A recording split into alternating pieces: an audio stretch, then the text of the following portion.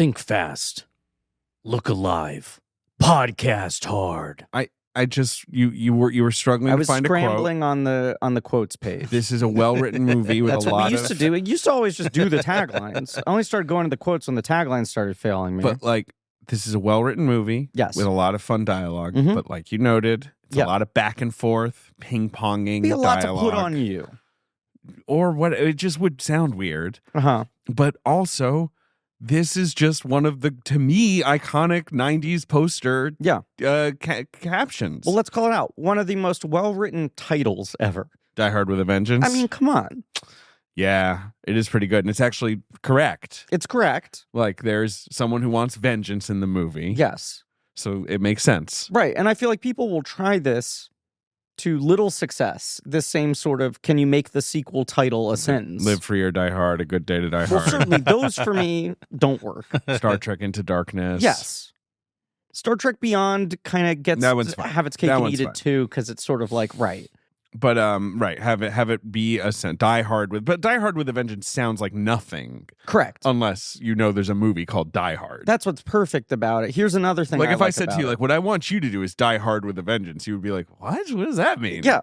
But in this context, you're like, absolutely. What else? How else could you describe the events of this film? Just look at that poster. Yeah, it looks incredible. Think fast, look alive, die hard. McClane is back. McClane's back. He's in a white undershirt. Yeah. He's got his, his badge on a lanyard. He looks great in this film. No, the thing I was going to say is that you got your sequel title sort of subtitle words that get reused over and over again, like legacy and retribution. Sure. And whatever. You're like, vengeance is underused, but it's because it only fits well here. Has it ever been used again? I was Googling. I feel like there's like a Redbox movie. Oh well, the fucking BJ Novak movie is just called Vengeance. That's true. Lady Vengeance. Right. Another one of the great titles. Ghost Rider Spirit of Vengeance. Okay. That's about it. There's a Cage movie called Vengeance, a Love Story that I have not seen. Looks like there's a Kickboxer sequel. Like a sequel with like Van Damme in like a small role called Kickboxer Vengeance. And then of course we forgot about Furry Vengeance. Furry Vengeance. Academy yes. Award winner, Brendan Fraser. Shay, you seen Furry Vengeance? I have not seen Furry Vengeance. I have seen the Kickboxer Vengeance, though. I was about to say I've that seen actually that. seems like what I've you seen want to that see. one. Yeah. How is Kickboxer Vengeance? David Bautista is in it. Yeah, it's not awesome, but but seeing Van Damme pop back up in the series, because they did it afterward. They did the original Kickboxer, which ruled. Yes. And they did Kickboxer 2 with Sasha, and that one starts with them killing Van Damme, but you never see him. They're just like, oh, he's dead. Here's his brother, his other brother, or whatever it is.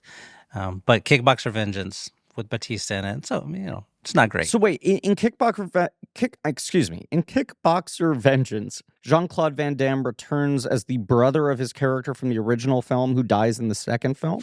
Yeah, in Kickboxer Vengeance, when he pops up, he's not playing his original character. His original character, Kurt Sloan, dies in at the start of the second one. Okay. So when he shows up here, he plays a different Master Durand or something. Yeah. Directed by John Stockwell. Who's that? John Stockwell is, of course, in Christine. Oh, He's yeah. the sort of jockey friend of Oh, yeah, Christine. right. Yeah, we've talked about But this. he directed Into the Blue. He directed Teresa's Right, he Crazy went- Beautiful Blue Crush. He went on to be like a somewhat interesting mid-budgety movie director, and now he's more of a direct-to-video. Like he made a movie about SEAL Team 6. I think this was an incredibly fascinating conversation. I agree. I think this is like really fertile. He's made a lot of Gina Carano movies. Perfect. When Now? she was about 10 years ago. I was also just like Sasha Mitchell was the new Kickboxer for a while, right?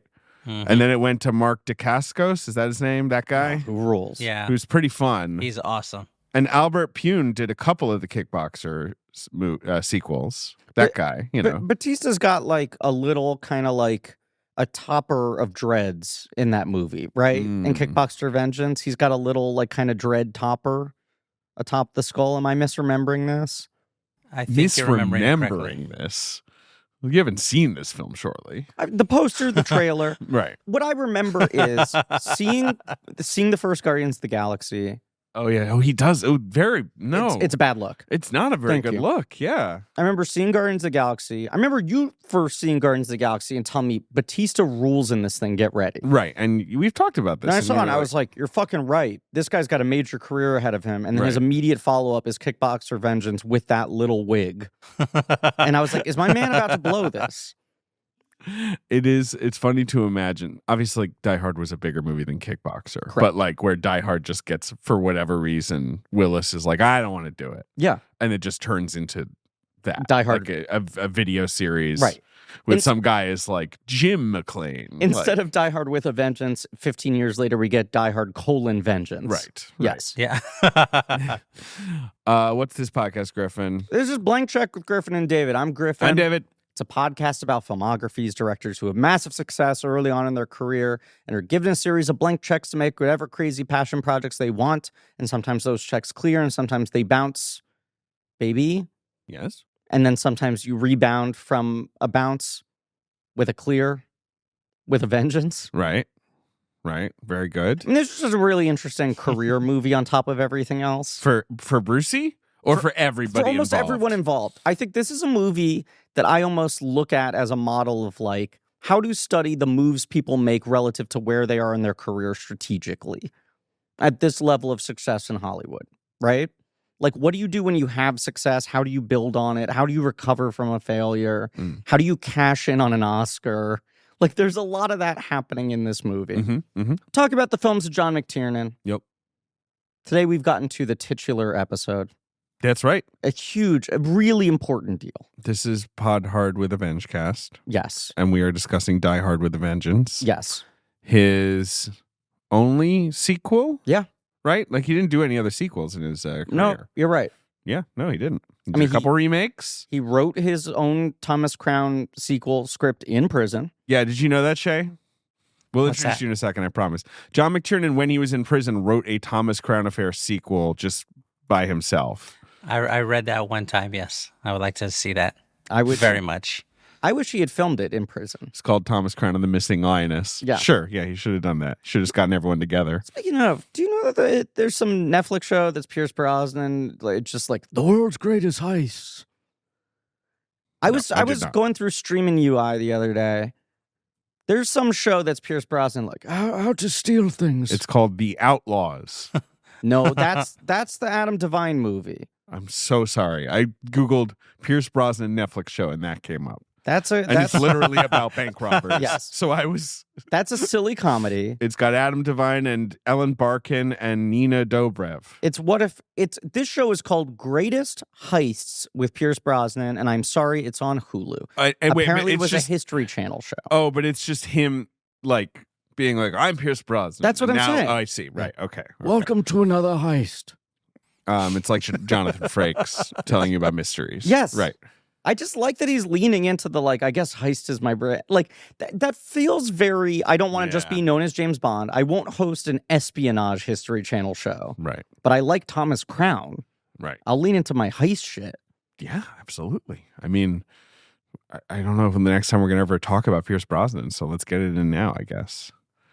Right? We've basically done, well, we'll do Mamma Mia one day. Yeah. Once they make the third one, we've done a crazy Pierce run. How do you feel about Pierce Brosnan? Shay? Well, introduce our guest. Our guest is Shea Serrano, long overdue Yes. on the show. Here he is. Host of, well, so many things. Wait, what is your, 6 trophies? 4 trophies? How many trophies? It's Six six trophies. trophies. Yes. It's an NBA podcast that I do with Jason Concepcion. The great every Jason. Wednesday. Past and The future great. guest, Jason. Primo on Amazon Freevee. Yeah. Yeah, stream primo. And, text from Dwight Howard. I will always just think of text from Dwight Howard, Shay. I don't know if you I even remember writing those. Yeah, that was one of the first things I did. It started as text from Greg Popovich, Right. and then it just became I'm just gonna do text from various NBA people. But like you did that was a lot good, of Dwight good while texts. ago. This is Yeah. like 10 years ago. This was a Grantland thing that just popped up, and I was like, "Who is Shea Serrano? These are fucking funny." Like, I just remember that. I was very surprised at how well those did and how much people mentioned it, even still to this day, which is great. It makes me feel very good. You're very good, Shay. Thank you for joining us. Do you like Pierce Brosnan? You must. Oh, I love Pierce Brosnan. He's great. Is Dante's James Bond, Thomas Crown Affair, Dante's Peak on that VHS Dante's wall? Peak. Yes, I have Dante's Peak and Volcano. Give me Pierce and Tommy Lee Jones fighting volcanoes. Are you kidding me? Come on. Just for our listeners, we're recording this over Zoom. Shay is sitting in front of an incredible VHS wall of your VHS collection, and you said you had every McTiernan movie on VHS. And David said, well, surely not every McTiernan movie. And then you pulled down a sealed copy of Basic on VHS. Which, like, yeah. they were barely selling video players at a certain point. Like, it's near the end, right? I mean, know I love this trivia question. It's history of violence, You right? know this, right, Shay? The History of Violence is the last major VHS film.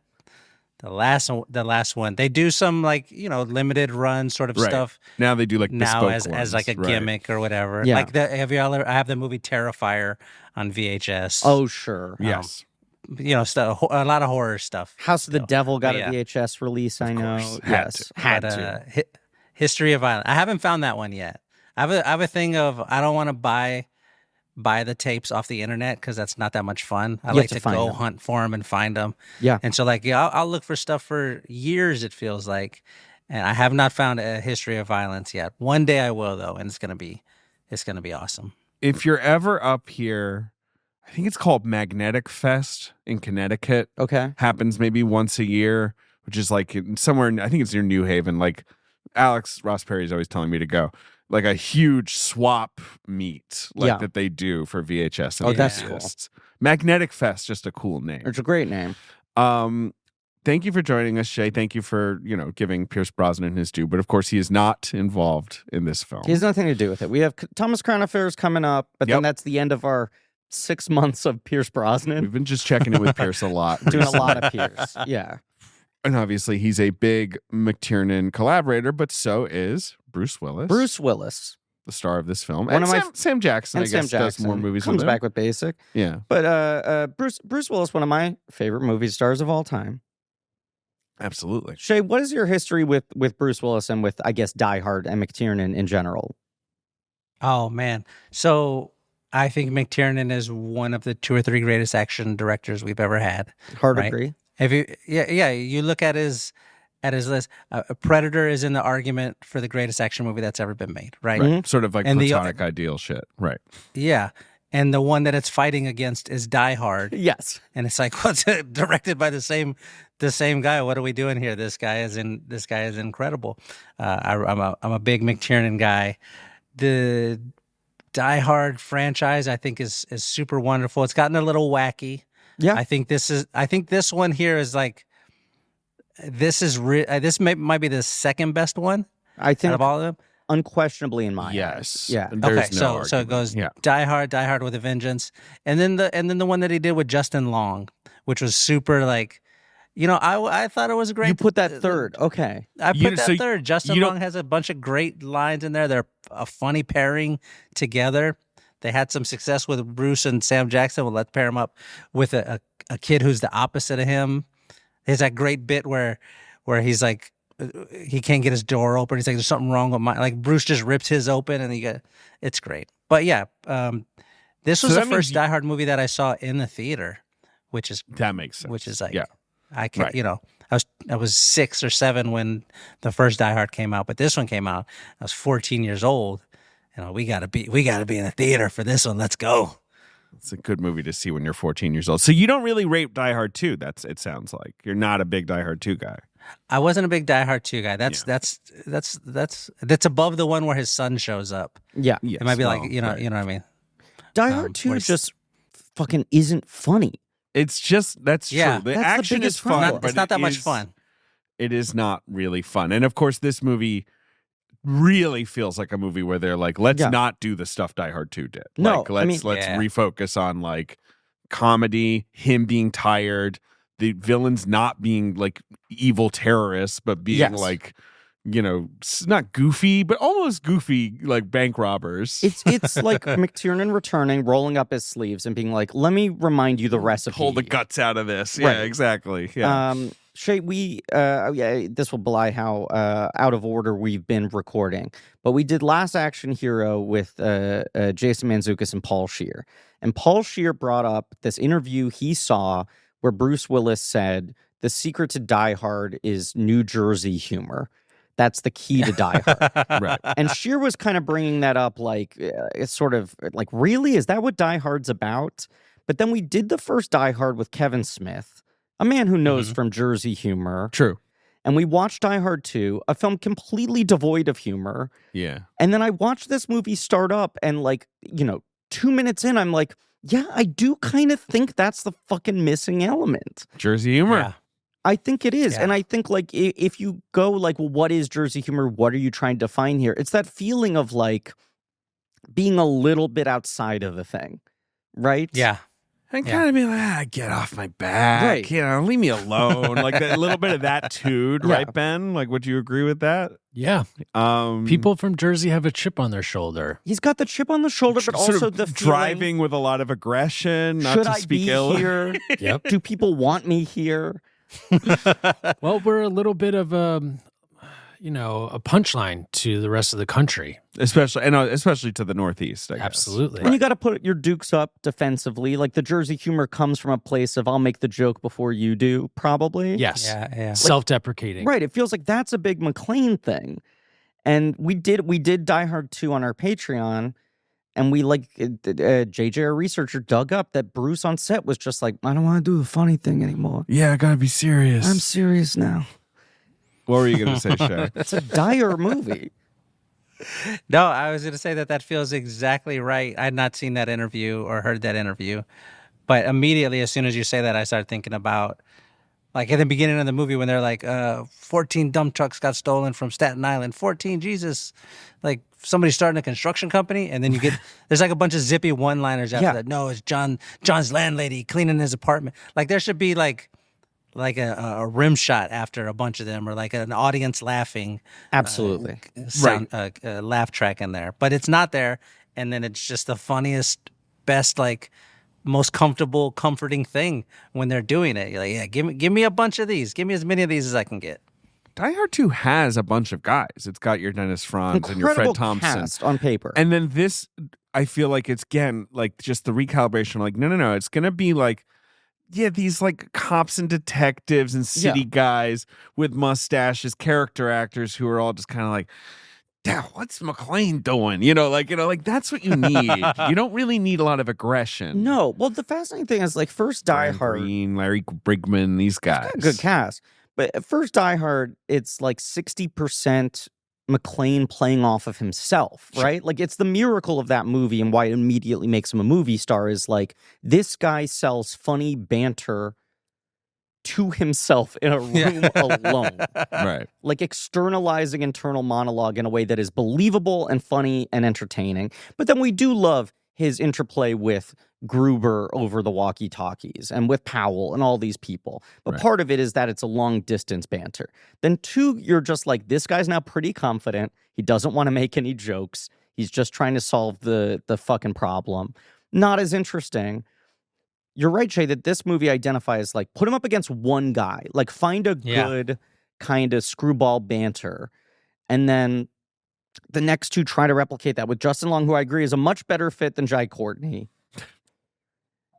But the movies do have a problem from this point on of you're not going to fucking replicate the power of 95 Willis and Jackson going at it. And not just 95 Willis and Jackson going at it, but these two guys coming right off of Pulp Fiction, where Bruce has had a run of flops. Pulp Fiction's kind of a swing back in his career.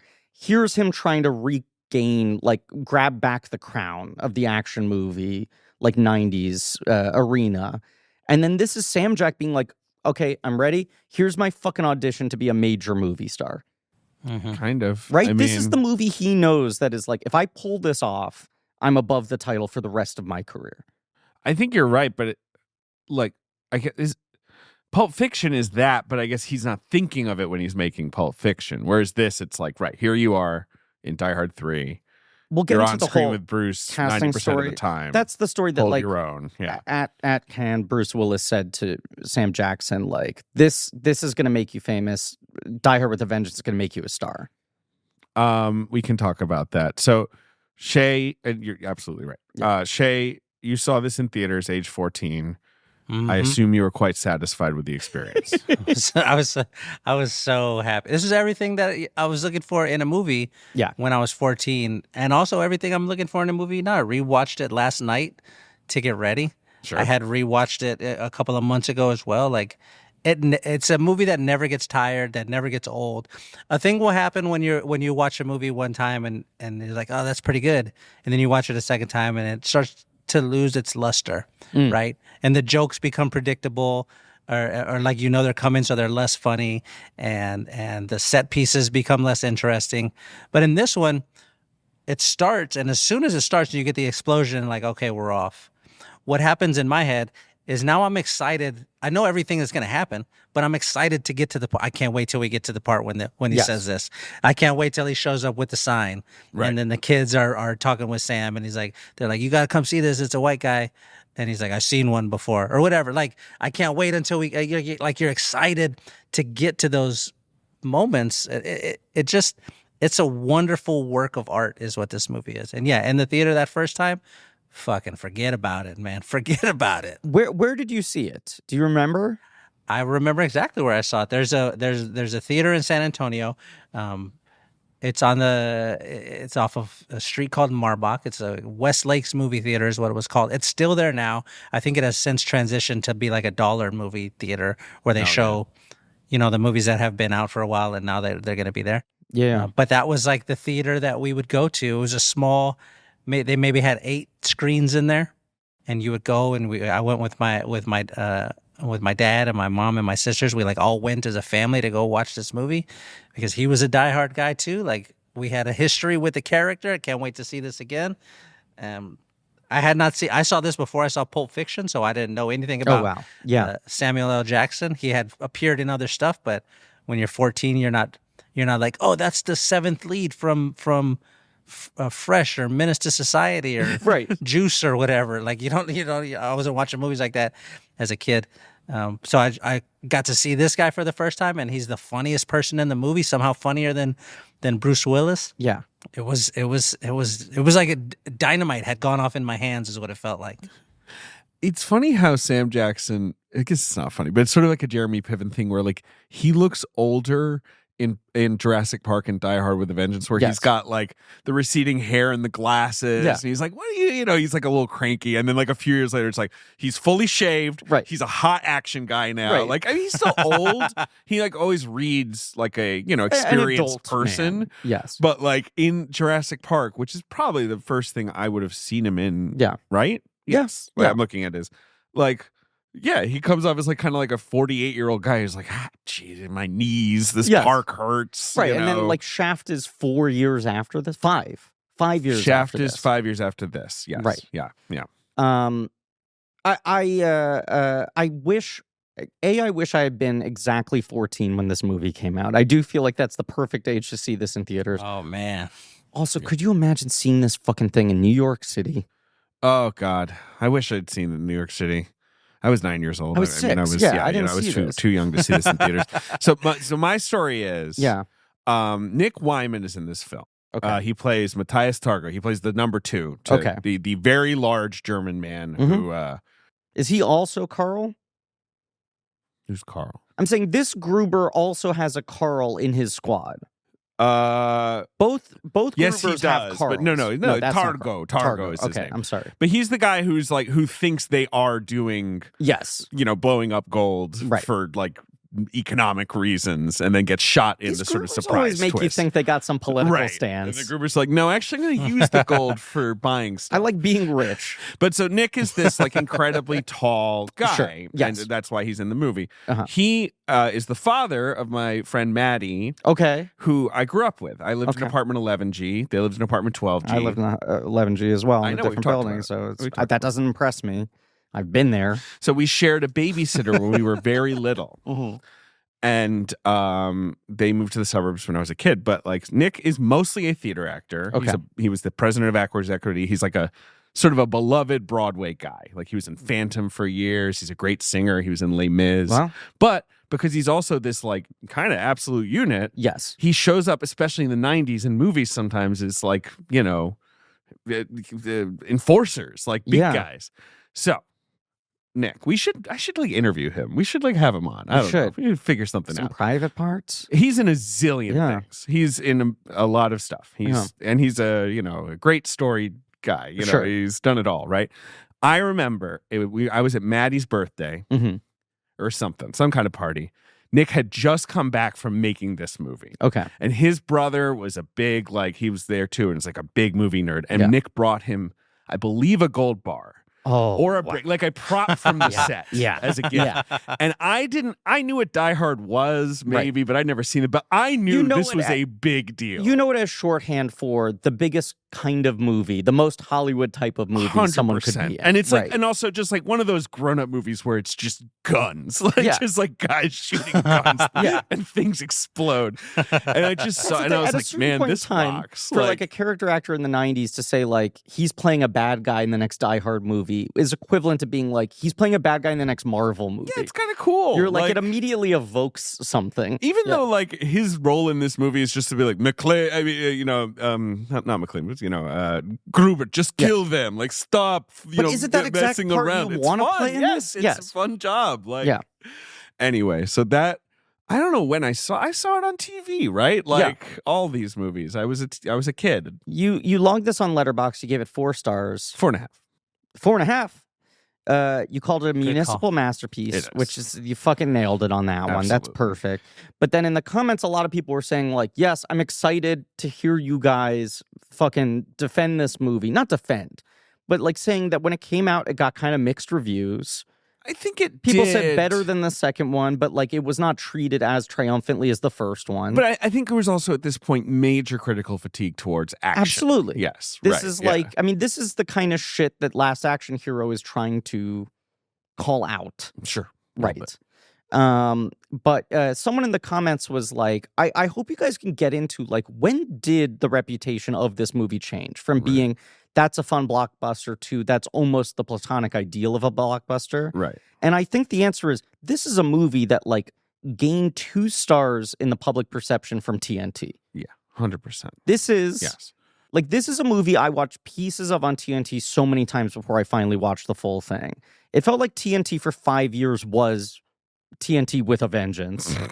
That was 50% of their programming. And this is a movie, to what you're saying, Shay, like, this movie sets up everything in the first 10 minutes. Okay. I cannot believe how fast this fucking movie operates. It's awesome. 2 minutes in, you're in the back of the van with McClane. 5-6 minutes in, Sam Jack is introduced. We've heard Gruber on the phone. Under 10 minutes, they've teamed up and they're off to the races. This is the kind of movie where if you're watching something else and this comes on, you can't turn it off. Yeah. There's no boring part. And as you said, Shay, you're sitting there going like, oh, fuck, and the car chase is coming up in 10 minutes. I got to cancel my plans. So this is a movie you just watch 10 times on television.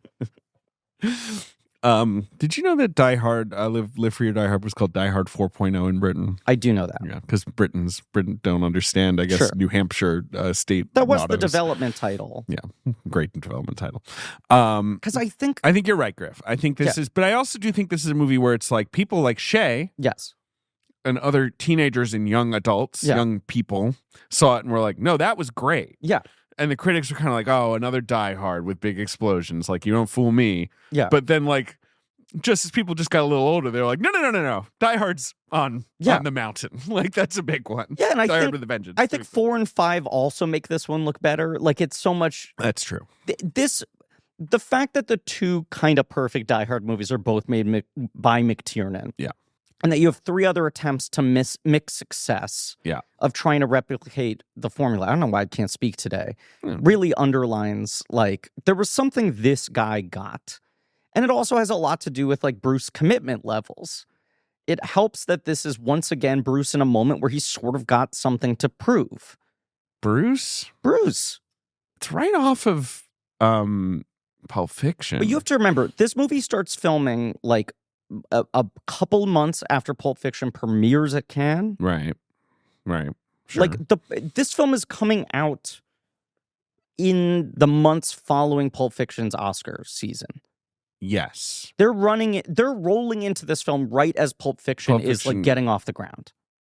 They're rolling into making it. Yeah. So no one knows Pulp Fiction's going to be as big of a hit. They know it's a good movie. Right. They know it's like boosted Sam Jack, and they know it's regained some legitimacy for Bruce. Right. But he does have North and Color of Night in 94, both of which are, I mean, North, it's a small role, but still, both of which are coming off of Hudson Hawk. Like, it's a bad run.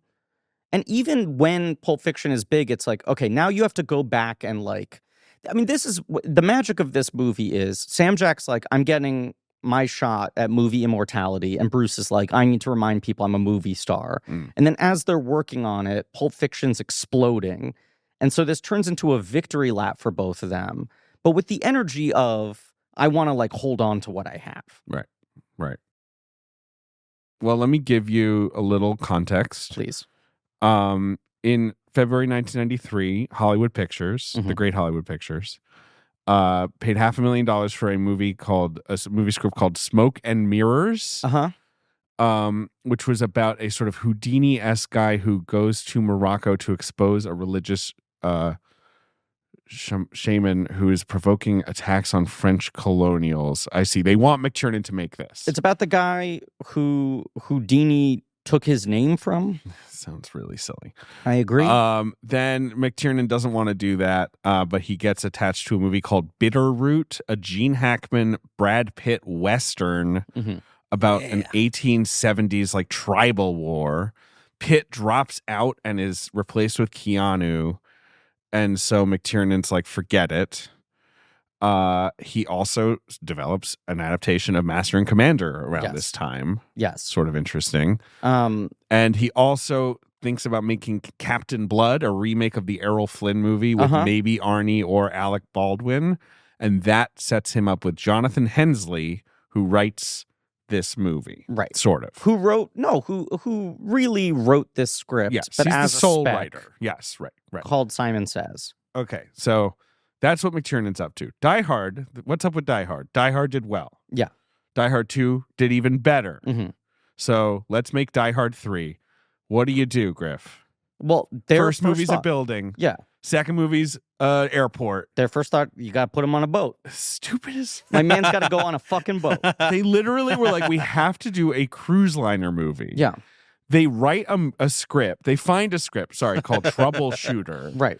That is, basically kind of like the Poseidon Adventure with like action. Yeah. And they like try to redo it. And then like people are just like, this is just Under Siege, which just came out. Right. Everyone is doing Die Hard with a blank. Because you question, like, why did it take 5 years between Die Hard 2 and Die Hard with a Vengeance when Die Hard 2 was a bigger hit than the first Die Hard? Like, there was momentum there. But there's so many pseudo Die Hards in theaters. Yes. And there's this, like, deeply unverified IMDb trivia list of, like, 30 screenplays that got sold between 1990 and 1995 that were all pitched as versions of Die Hard on a blank that studios were buying for, like, $500,000, $1 million. And it's like Die Hard on a sandstorm, Die Hard in a tank, like, whatever it is. And all of them, a lot of it was like every studio wanted their version of that. So they would buy it, just take it off the map, right? And try to attach their own star to it. But also Fox would buy a lot of these scripts because they basically were like, well, maybe we can turn this into a proper Die Hard. Right. So they keep trying things. There was a sort of Die Hard. I mean, like certain ideas for Die Hard 3 end up in Speed. There's the erroneous myth that the original Die Hard on a cruise ship script turned into Speed 2 Cruise Control, which is not true. According to McTiernan, it is true. Really? Yes. According to McTiernan, elements of Troubleshooter end up in Speed 2 Cruise Control. Okay. He says the studio used some of that material, mainly like it ending with the boat crashing. Right. Although, I mean, Jan de Bont takes full credit for that, but I know McTiernan, Jan de Bont, right. Have you seen Speed? Of course, you've seen Speed 2 Cruise Control, Shay. I assume you do not like Speed 2 Cruise Control. I don't like it, but I own it. Of course you own it. It is one of those things that's such, and just like probably John McClane on a cruise ship would have been as well. Yeah. It's just such a misread of what's exciting. They don't move fast. No. So that the idea that it was about a boat that was moving too fast. Like fundamentally, you just cannot make a cruise ship look like it's moving fast. May I play devil's advocate for a moment? Yes. Speed to cruise control is a horrendous idea because you got speed in the title. The first movie is all about this thing can't stop moving. Here's a thing that moves slowly and can't turn, right? Yes, yeah. I understand the line of thinking that gets you to Die Hard on a cruise ship. Because part of it was supposed to be like Holly and John go on vacation. Finally a vacation. We won't get bothered by anybody. Right. Yeah. And I think you would have gotten into like, how is this happening yet again territory. Yes. Yeah. That would have gotten old. But you understand them trying to recreate the contained environment of the first movie. Because even when Die Hard 2 is airport, airplane, it's not the same where it's like a cruise ship, he can go around multiple levels. It's like a building. He can't escape. But they're boring. I'm not saying it's a great idea, but I get it. But like, cruise ships are kind of boring. You just don't need it to move fast. I'm saying in a Die Hard movie, Die Hard, you don't need it to in move the fast. same way, and it has the same potential of like ensemble cast. Who are the other people on the ship? Whatever. It would just be a warmed over version of the first movie or the second movie. Yeah. Really. Yeah. So okay, Bruce Willis wants to make a Die Hard 3, but he does want to be paid $20 million for it. He settles for 15. I think that's his right. Right. Joel Silver has been booted off the project because Willis and Silver have split over Hudson Hawk doing poorly. Yes.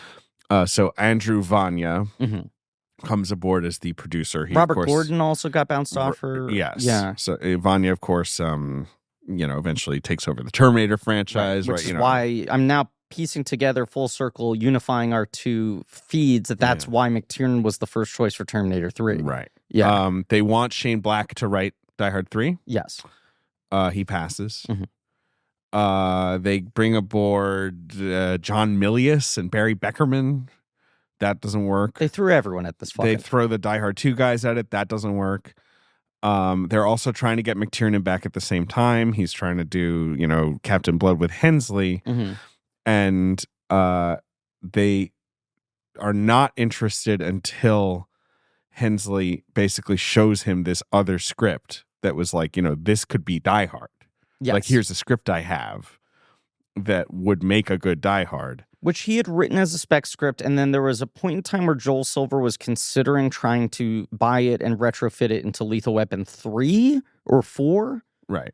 Like, that was the other thing. I mean, it's the same with all these Die Hard on a blank spec scripts, is guys at this point in time were like writing spec scripts that they hoped studios would buy either because they were too similar to movies they were making and thus just sit on them to prevent anyone else from making them, or to rewrite them into sequels to their own films. The script's called Simon Says. It was actually also toyed with as a Lethal Weapon sequel. That's what I just said. Very funny. That's what I just said. I was reading this. Everyone heard me say it.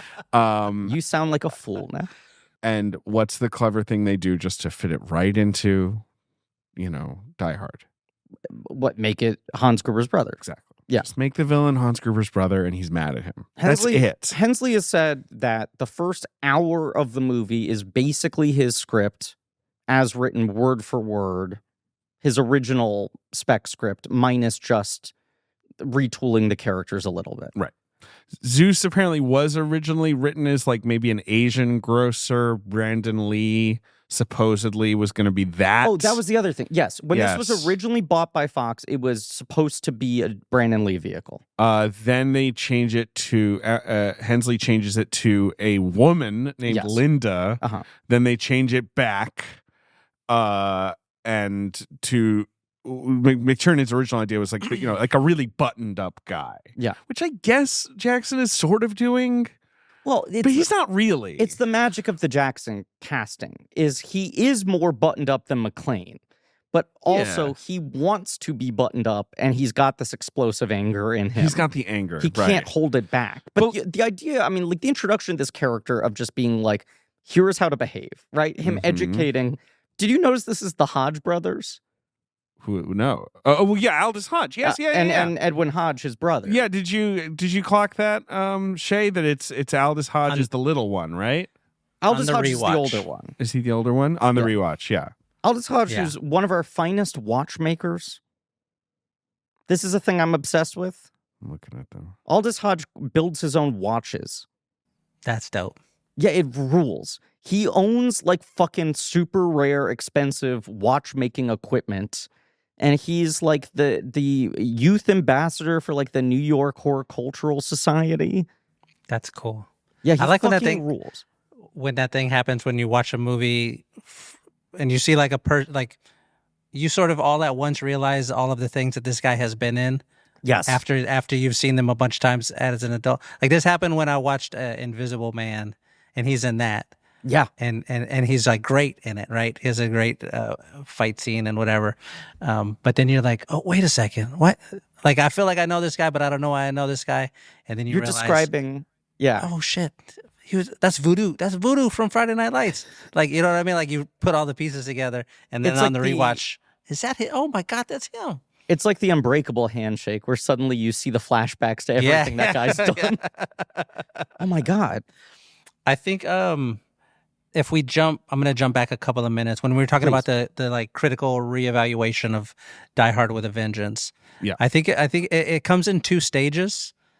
It comes around 2002, 2003, when by this point action movies had completely trended away from what they were doing in the 80s and 90s and had become like, we want to be darker and more serious, and like they started doing that. And for the first time you started to miss the like mid 90s action movie. Like you feel it a little bit, so you maybe see it then and you're like, this is actually really fucking good, is what's happening at one point. But then also you sort of hinted at it earlier, but the people who were saying what's good and what's bad were the people who were teenagers when this came out. And it's the same thing that we saw happen when the Jackass movie came out recently. Yes. And the New York Times was like, oh, actually, this is very sophisticated and nuanced and great and wonderful. It's because the person who wrote that was fucking 13 years old when the original one was out. And that person was saying the exact same thing about how awesome Jackass was then, but now they got a chance to say it to everybody. It's I love shit like when that too. happens. Yeah. When like Jackass Forever is a New York Times critics pick, but it also says probably by default the weakest entry in the series. And then you're like, you didn't give the past ones. Like, I know it's not the same critic, but New York Times was not fucking signing off on the earlier Jackass movies. No, they fair. weren't. Look, times changed. Yeah. Die Hard's become canonical, great American movies, and that's good. Yes. I am actually now surprised to hear that it did not do well with critics. It's like mixed. I mean, even like it makes sense. I saw a lot of it. It is obviously much better than the second one. It is not as good as the first one. It's a lot of bombast. A lot of sort of backhanded, it's fun kind of reviews. I mean, the second one actually kind of got good reviews. Which is weird. Yeah, whatever. Including from my mom. You know what? What? Critics are stupid. Critics are I'll dumb. just say it. I'm going to resign. That's the takeaway there. All right. So Hensley writes this script. A famous thing he relates, I believe, in the commentary is that the FBI reads his script and is like, how do you know the Federal Reserve is like, so close to a subway spur? Like, how do you know all this stuff? Yeah. And he's like, they did a tour. They showed me. I read 2 articles. And the FBI is like, well, you really shouldn't know that. They and like, investigate this is a little scary that there's like an aqueduct and you know that. Like, anyway. Which is a smart fucking idea. Like, yeah, make the fucking Federal Reserve heist movie. Very good idea. I think the better, the more big picture version, the thing that's so good is just like, it feels like a Die Hard movie in that they are still trapped in a location. Yes. It's just New York City. Yes. So it's expansive and it's different, but at the same time, it does obey Die Hard logic. But the energy... of like, we got to do everything in here. Yes. Yes. The energy of him bouncing off of people. Like, New York provides a ton of characters for McClane to bounce off of. Yeah. And Zeus, you can understand Hensley being like, wouldn't it be funny if one guy's like kind of unbuttoned and the other guy's buttoned up, right? And even when you retool this as a Die Hard movie, we'll dig into this, but like this was intended for Lawrence Fishburne, once it was retooled as a Die Hard film. Yes. And you imagine Fishburne doing a performance probably much closer to Boys in the Hood. They want him to be playing his Boys in the Hood character. Right. Yes, yeah. A guy who would probably explode far less often than Jackson's Zeus does. What's interesting about Jackson is that he's trying hard to not explode, right? That he's trying to be like, McClane is like stupid. McClane is like impulsive. I'm thoughtful. But he gets irritated so quickly that he gets into the same level of intensity. You can tell watching this movie that his character was the really smart kid in school, who was mad that everybody was not as smart as him, and he plays it so perfectly. Number one, it would have been awesome to see fucking Furious Styles. It would have been great. Movie. It would have been great. But nobody could he's do bad. Nobody can do what Sam Jackson does here, where it's just always simmering. Even when he's calm, it's there. When he walks up to Bruce the first time and he's like, "Hey, how's it going? Are you having a good day?"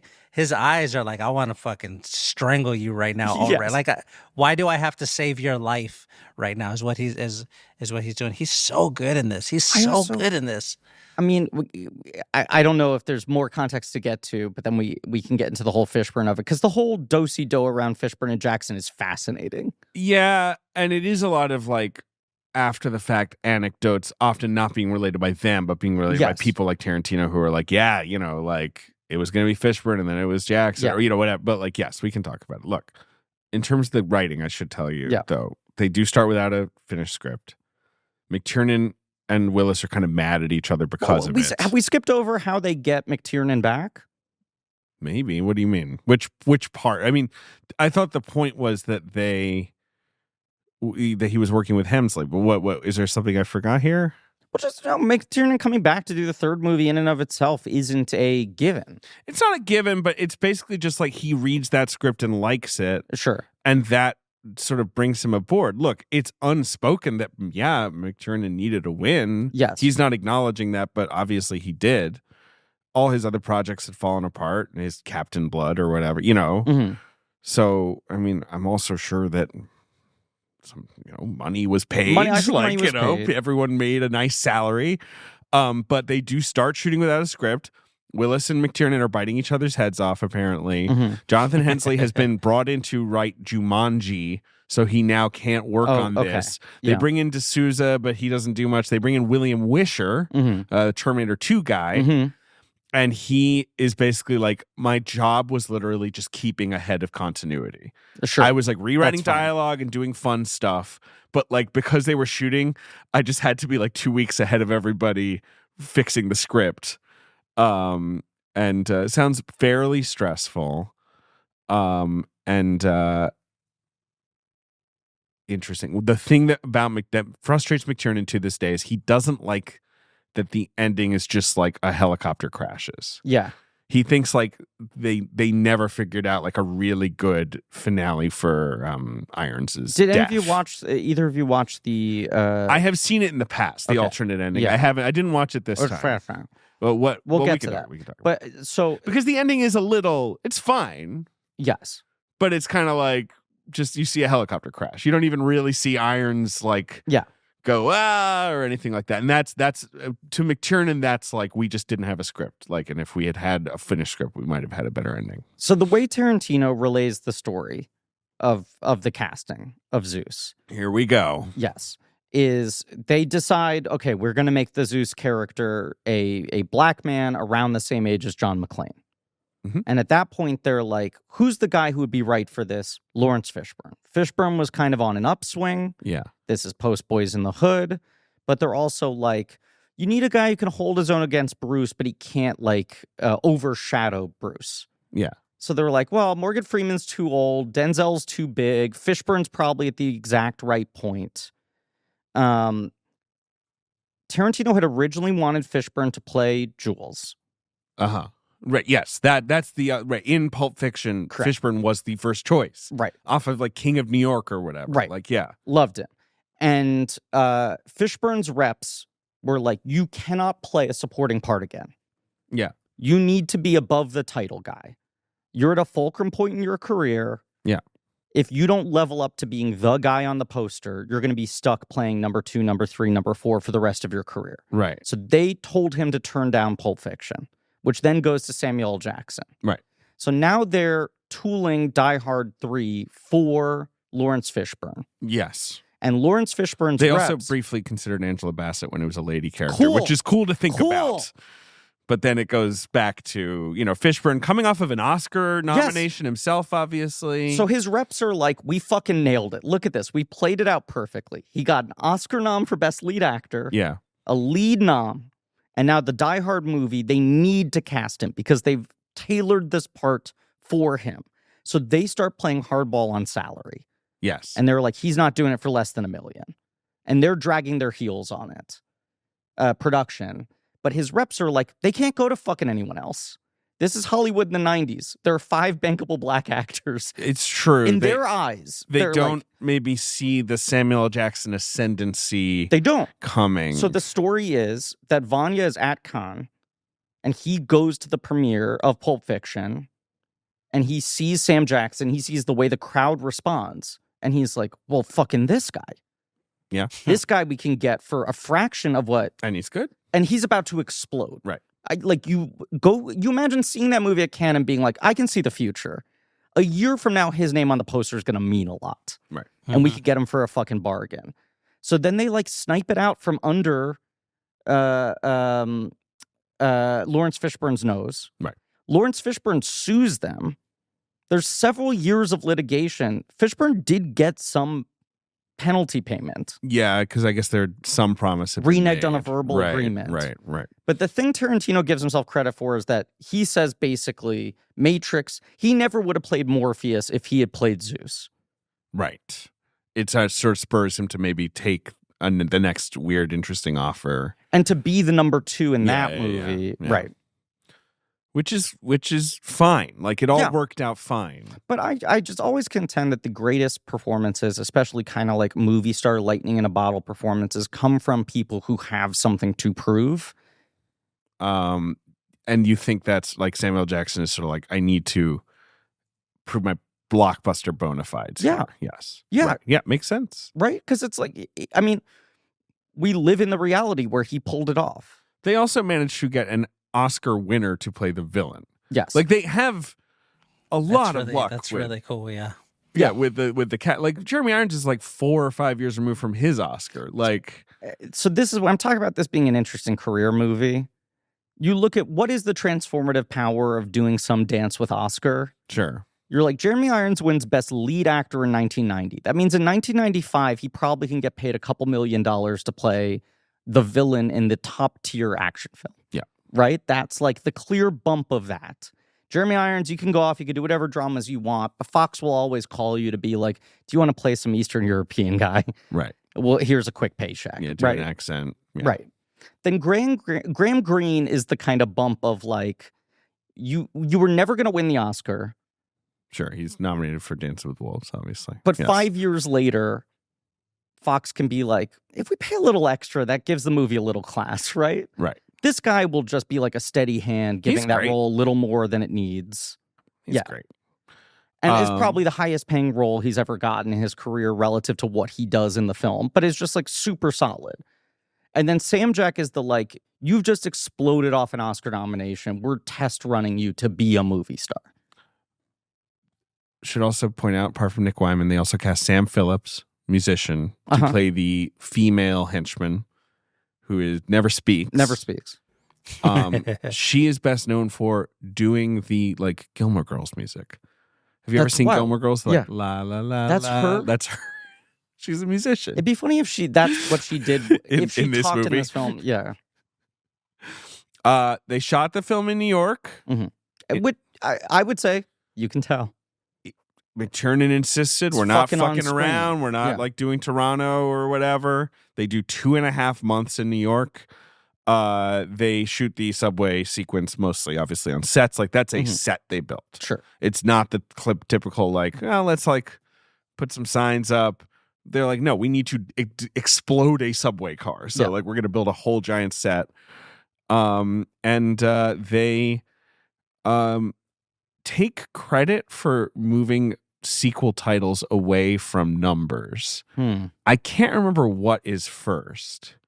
Batman Forever is the year after or the same year? Same year? This is when that is a trend, right? Where they're Yes. like, no, we're not Die Hard 3. We're Die Hard with a Vengeance. Right.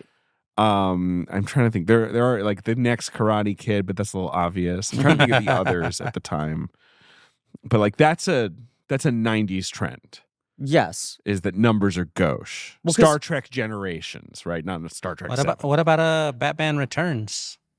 Yeah, that's I true. was- Batman that was Returns early. Yeah, that's true. That's true. So that already sets some sort of a template. Obviously simple. When does Rocky 5 come out? That's earlier. That's a 90? That's what I was going to say. I feel like the bombing of Rocky 5 must have something to do with this. Where it's like it's starting to look cheap that it's just like there's 5 of these So now. you read like fucking Mad Magazine parodies and watch SNL sketches from that time, and all of them do the same joke, which is like Rocky 1 million. Right. They all do the joke of we're never going to stop making these. Right. The Roman numerals are just going to get more Right. unwieldy. Yes.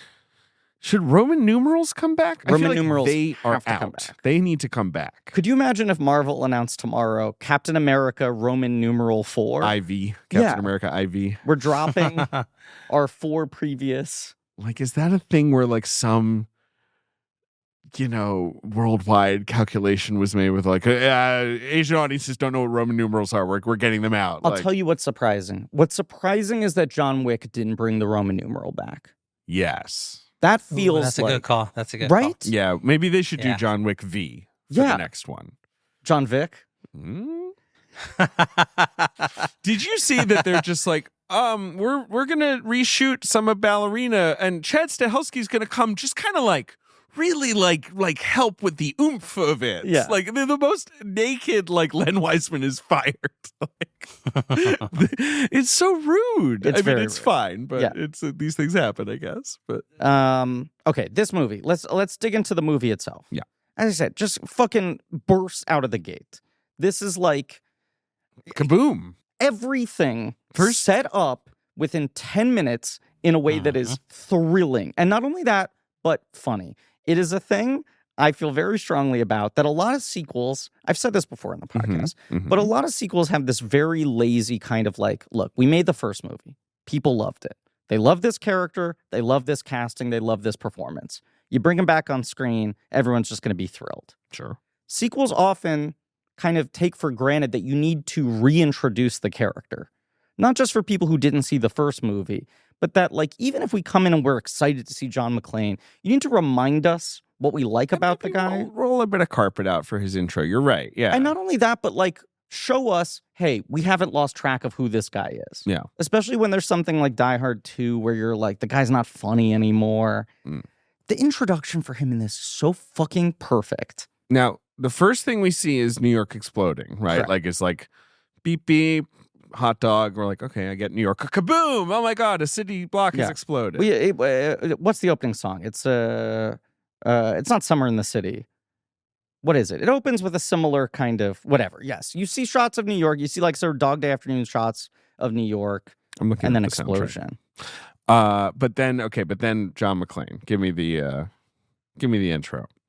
Just here he is looking like shit. Yes. But looking like shit in the hottest way possible. It is Summer in the City. Thank you. Yeah. I just had to check the soundtrack. Yeah. The perfect kind of Bruce Willis, like no man has ever looked better and worse at the same time.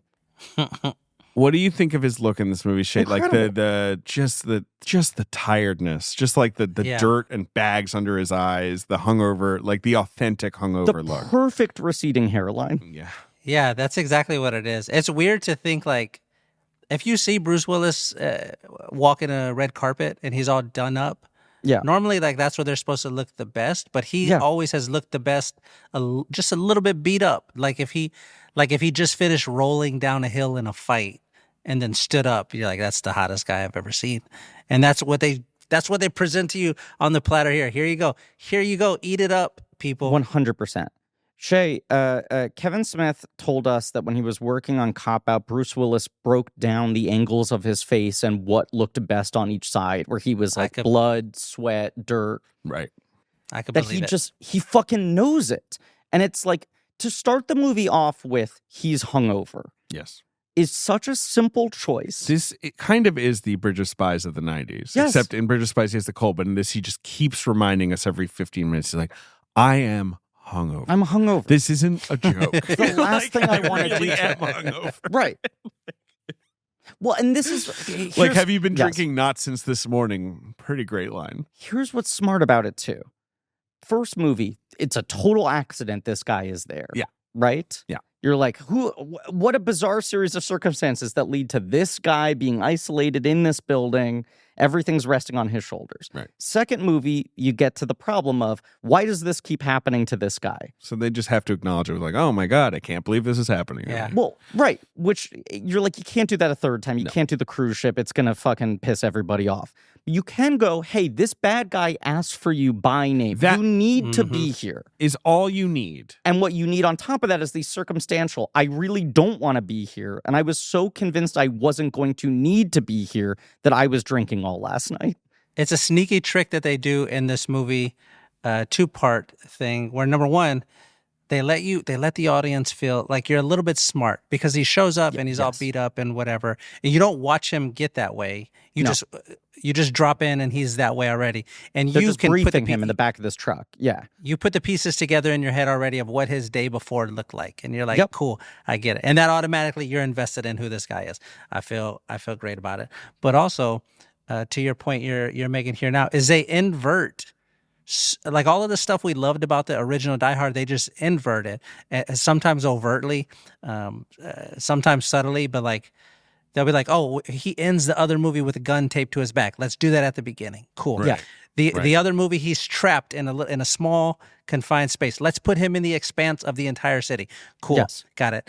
The other one, the bad guy gets dropped from up high. Like they do that, but now we're gonna be now Bruce is underneath him and the bad guy's up here, and it's a bunch of little stuff like that in there that like scratches that nostalgic itch in your brain that you want to scratch without ever being cheap or repetitive. Yeah, it's just smart and slick. Agreed. I mean, this is like an incredibly smart screenplay. I would say the first hour of this movie, in my opinion, is an 11 out of 10. Oh, so good. It's like so transcendent shit. I think I agree with this take, which is, yes, maybe the back half of it is a little I still find catchier. It incredibly fun, but it does. And hearing Hensley say the first hour is basically exactly what was in my original draft. Yes. The second half, I do feel what you're saying of them trying to stay ahead of continuity. It remains fun the entire time. The first hour, I'm rewatching this last night, and I'm like, why isn't this movie up for Best Picture this better year? Than Die Hard? Right. Like, is this and like? I do think the second, the last act of the movie where you're not in New York as well kind of hurts. That hurts you too. really miss New York. Like now we're just on a boat. Okay, The New like York's cute. That's the other thing. First 10 minutes, we have the police briefing. Yes. Mm-hmm. We have the introduction of all the elements, right? Mm-hmm. Kevin Chamberlain playing the part Love him. wish I could play. The bomb disposal guy. But the guy who's a little too... He's Got an incredible Wikipedia photo. This guy's the fucking best. Look at him. Look at this guy. Yeah. Look at this guy. I saw him. He's like a phenomenal Broadway actor. Big Broadway guy. He played... This is the thing. This is a New York movie. Same with Nick Wyman. They're casting a lot of these theater guys. Right. Like, the other guy... Seussical. He was Fester. I saw him play fucking Horton. He was Horton. Seussical. He was here in Who's? My man tore it up. I believe he got I think he got a Tony nom. Like yes. a well-deserved... Where people are like booing Seussical, and even still they're like, you got to admit, this guy's in the pocket. He's a 3-time Tony nominee. I swear to God, I watched this guy in real time sing, dance, hear Who's, lay eggs. But okay, so Hatch his eggs. I'm sorry, Kevin Chamberlain is like the bomb nerd. Well, this is the thing. Right. You're like, all the characterizations in this are so good, and it speaks to the McTiernan thing in the same way. Like, this is the fucking Juilliard guy, where it's like, no, every character should be interesting. Hire an interesting actor and give them a real thing to play. Kevin Chamberlain's game of he loves bombs so much. Right. Mm-hmm. He's excited to tell you about this awful destructive bomb. Correct. And will demonstrate it for you in an annoying way. And he's almost a little self-conscious that he knows he shouldn't be smiling. Right. That he shouldn't be this excited about something that has the power to kill people. But just immediately you're like, makes this exposition interesting. I'm paying attention to this guy explaining to me the rules I'm going to need to understand for the rest of the movie. because I need to understand the relationship between these liquids and the color and all this shit. Right. It's basically put these two together and they explode. Yeah. But he's great. I really think Larry Brigman is great. He's just got a great mustache. Obviously, Graham Greene is just like a real sort of like reliable block of granite to have in a scene. Yes. I love that none of these guys are in on it. Like, I feel like a cheaper movie then has the twist of like, turns out like Graham Greene is in Gruber's payroll. First time I watched it, I like absolutely thought that's where they were going with Graham Greene, because he's like around and it's a big actor. Yeah. But it's like no. These guys are like why I called it a municipal masterpiece is, they all feel it's the '90s thing of just like we're just city workers, like New York City cops. They ain't so smart, I have many problems like with the NYPD today, but the 90s conception pop culture of the NYPD is these like blue collar Dennis Franzi guys. Yes. I mean, he's not in this one, but also this feeling of like, let's get the kids out of this school before this jerk blows it up. God, I need more coffee. One of the overarching conflicts of this film is how annoyed New Yorkers are that there's a Die Hard happening around them. Rather than the people in Nakatomi Plaza who are just like, oh my God, how do we fucking make it out of here alive? New Yorkers are like, I got somewhere to be. As a pre-9/11 movie. Stop die-harding around here. Right. This movie maybe underestimates like that. If some big building exploded in New York, people would not really be going about with their day, and then a subway exploded. Like, it's like people would definitely, the city would be shut down. People would be sent home. But as a comedic conceit, it's great. I know it is. It's just it just sort of dates the movie where it is. Sure. Obviously, this movie came out right after the Oklahoma City bombing by mistake, and there was a lot of fear of like, oh, is this too close to whatever reality? But yeah, I also think, watching this movie, knowing that McTiernan insists on actually shooting everything in New York City, I kept thinking to myself, God, this sequence must have been so annoying for everyone who worked or lived on this block. Right? Yes, like, this is a movie where you're like, them blocking off like 15 streets to do whatever section of the car chase must have been so annoying to all the locals. But that's the energy the movie is trying to invoke. Yes, it is. Which is great. Which is good. So you got Gruber's called it in, explosions happened. Chamberlain's figured out the bomb. They're all talking through like, is he crazy? Is he a terrorist? What's this guy's gambit? We don't know. He's asked for McClane. They brief McClane. He's hungover. You don't quite understand what's happening. He's undressing. You very quickly set up that he's fucked up his marriage again. Yes. I think they do the right level of that. I agree. Kind of like, you just get the sense that they are in trouble. And that's it. We're not going to see Holly. Didn't want to come back. Yeah. In a lot of cases, I'd be like, that's a problem for you. These movies are about his marriage to Holly in a lot of ways. It being set within one day gives them the out. It's plausible that, like, she's just at home. I know he says that they've been on the outs for a while, but it's like, this is a day when he's just at a low point. I think it's fine. I do think the later movies just kind of being like, yeah, by the way, they got divorced. I hate that. It hurts those movies more, right? Here, it's fine that, like, why is he on a bender? You kind of have the unconscious thing of like, well, he's still not loops doing back great. around, so he's got to pick up the phone and call her. But yeah, by minute 9, he is kicked out onto the street wearing the sandwich board. Yes. And Sam Jack runs into it. You get a perfect, just like 1 minute introduction of Sam Jack teaching the Hodge twins. I'm trying to remember, what does the sandwich board say in the cable version? I believe it says, I hate everybody. I hate everybody, or I hate everybody. Yes. They shot it with nothing on there. Sure. Because they didn't want actual trouble. They're on Yorkers Lenox to Avenue. fuck with him. Yes. So it was a blank sandwich board that then both the TV version and the theatrical version were CGI'd in later. Yeah. But it's just such a perfect, like, Sam Jack's a little too smart. Zeus is a little too smart to get angry about this guy, because he's just like, this is circumstantially so weird. What's happening? Why would this be happening? He's too smart to just be like, hey, do you think what you're saying on this sandwich board? Like, you bigot? No, he's just like, what is the matter? What with is you? this? Right? Like, No. I think if you're looking at the first 10 minutes of an action movie, this is what it should look like. This is what it should feel like, because they give you just enough information so that you're caught up, but not so much information that you're asking questions.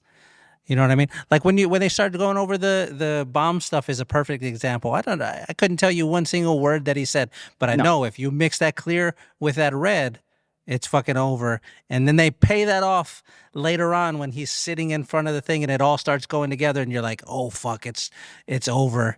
And then he realizes it's syrup. Like it was just so well done. First 10 minutes here, as good as it's ever been. A lot of movies like this, too, that are just like, let's get all of this out in the first 10 minutes. It feels kind of breathless and frantic. And it's like, just let us dump all this on you so then we can have fun. This manages to also be fun at the same time.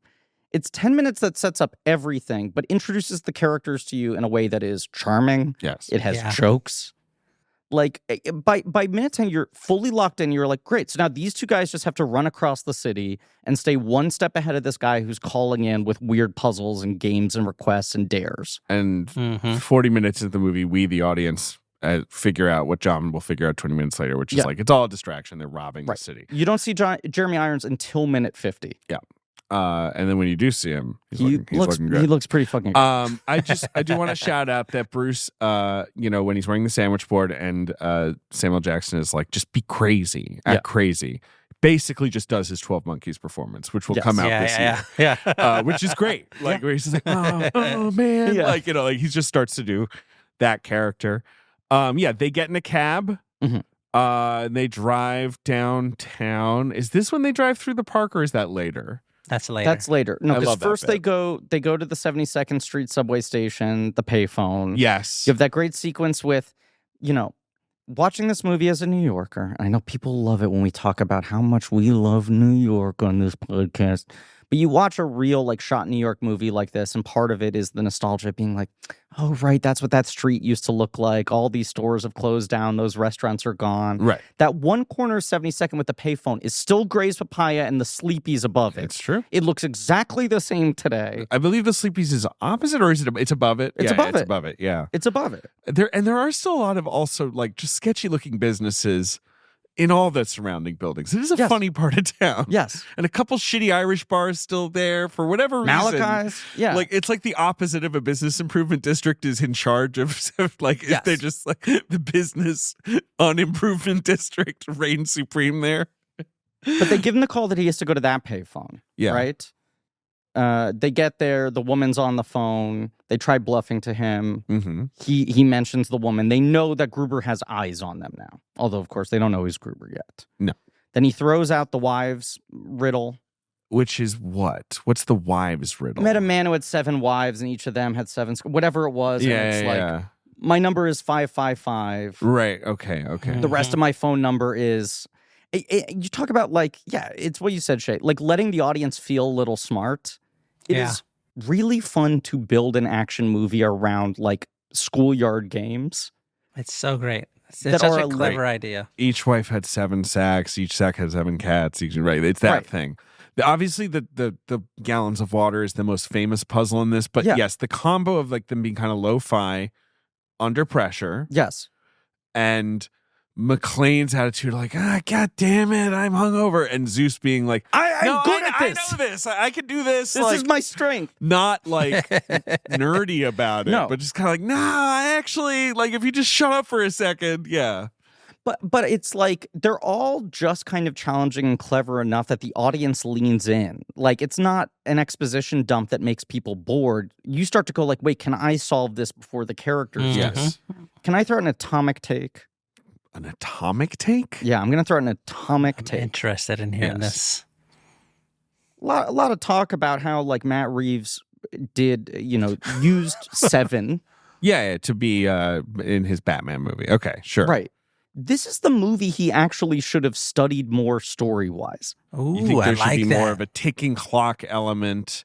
Well, but also the whole Riddler thing. No, I know, but like the riddles in the Batman are the 7 type where they like, it's very yes, and I'm challenging you. Yes, right, exactly. Like maybe just a little more like energy and the riddles frantic. are kind of dumb. Like you want this kind of thing of like the guy is playing with him for sport. You want the ticking clock. You want real time. He's moving from location to location trying to solve the thing. Even with the sort of like Catwoman dynamic as like his new partner he just met. Yes. You know? Like that movie with the exact same vibe and look, but studying this script more than the Seven script. I always go back to this because there's so much I love about the Batman, but my biggest problem with it is I'm like, he's such a bad detective. Yes. It takes him so so bad. long to solve anything. And in this movie, it's so satisfying to every time a new puzzle is placed before them, you watch Sam Jack and Willis solve it in real time in 3 minutes or less. You actually watch. Like, it's so much fun to have the action movie slow down to have these two guys argue over the water jugs. The best part. Yeah. And it's all the right amount of difficult. You know what I like about the water jugs? I always forget what the solution's going to be, and then every Same. time you're like, right, it's so simple. Yes. Right, if you just think about it for a second. But I think Hensley said that was like a real question he had on a pop quiz at school that stuck with him for how frustrating it was. It's definitely that vibe, yes. Right. It's a stupid thing on a test where you like stare at it for 20 minutes. It's like the trains leaving at different times. Yeah. I mean, you were a teacher, Shay, but you were an English teacher, right? You weren't making your Science. kids I was a measure science drugs. teacher. You were a science teacher. Were you doing shit like this?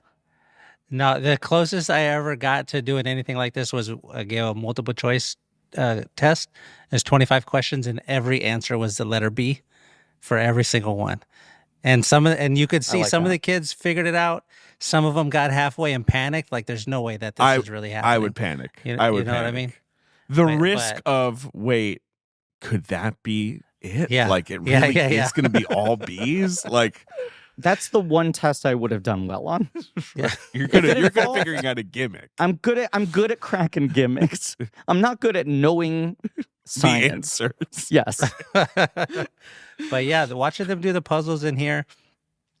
What's really satisfying about when you're rewatching it is just how fully formed everybody feels. Yes. Like this, like the Sam Jackson one is the most easiest example to point out here, because he just proves the entire movie that he's like a smart dude.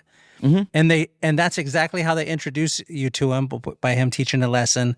And then you see him, as you mentioned, when he walks up to Bruce Willis, and he doesn't react the way that the other people are going to react, because he's just a one level smarter than everybody else, 2 levels smarter than everyone. When all the guys start walking toward him, and you're like, oh fuck, it's gonna get bad real quick here, and then he immediately comes up with the idea of to act crazy. When that part happens, as a viewer, you're like, all right, I feel kind of safe with this guy, because he's gonna have the idea that I can't think of that quickly, and then we just watch him pay it off over and over and over again. And it's just so good. It's so good. Are the Hodge brothers supposed to be his nephews? Is that the idea? Yes, I there's a think third nephews, actor. yeah. There's a third actor in there who is not a Hodge as well. There's Later like at the 3 school. kids. Yeah. Yeah. Dexter, I think is right. But I yeah. feel like that scene sets it up so much that he's sort of like imparting on these kids in a way that's sort of Furious Styles-esque. Like, you need to understand, it doesn't matter how smart you are, you need to be aware of how you're going to be perceived in society as a black man, right? Yeah. There's this thing of like, I'm good at all of this, but also there are certain things systemically against me that I cannot control.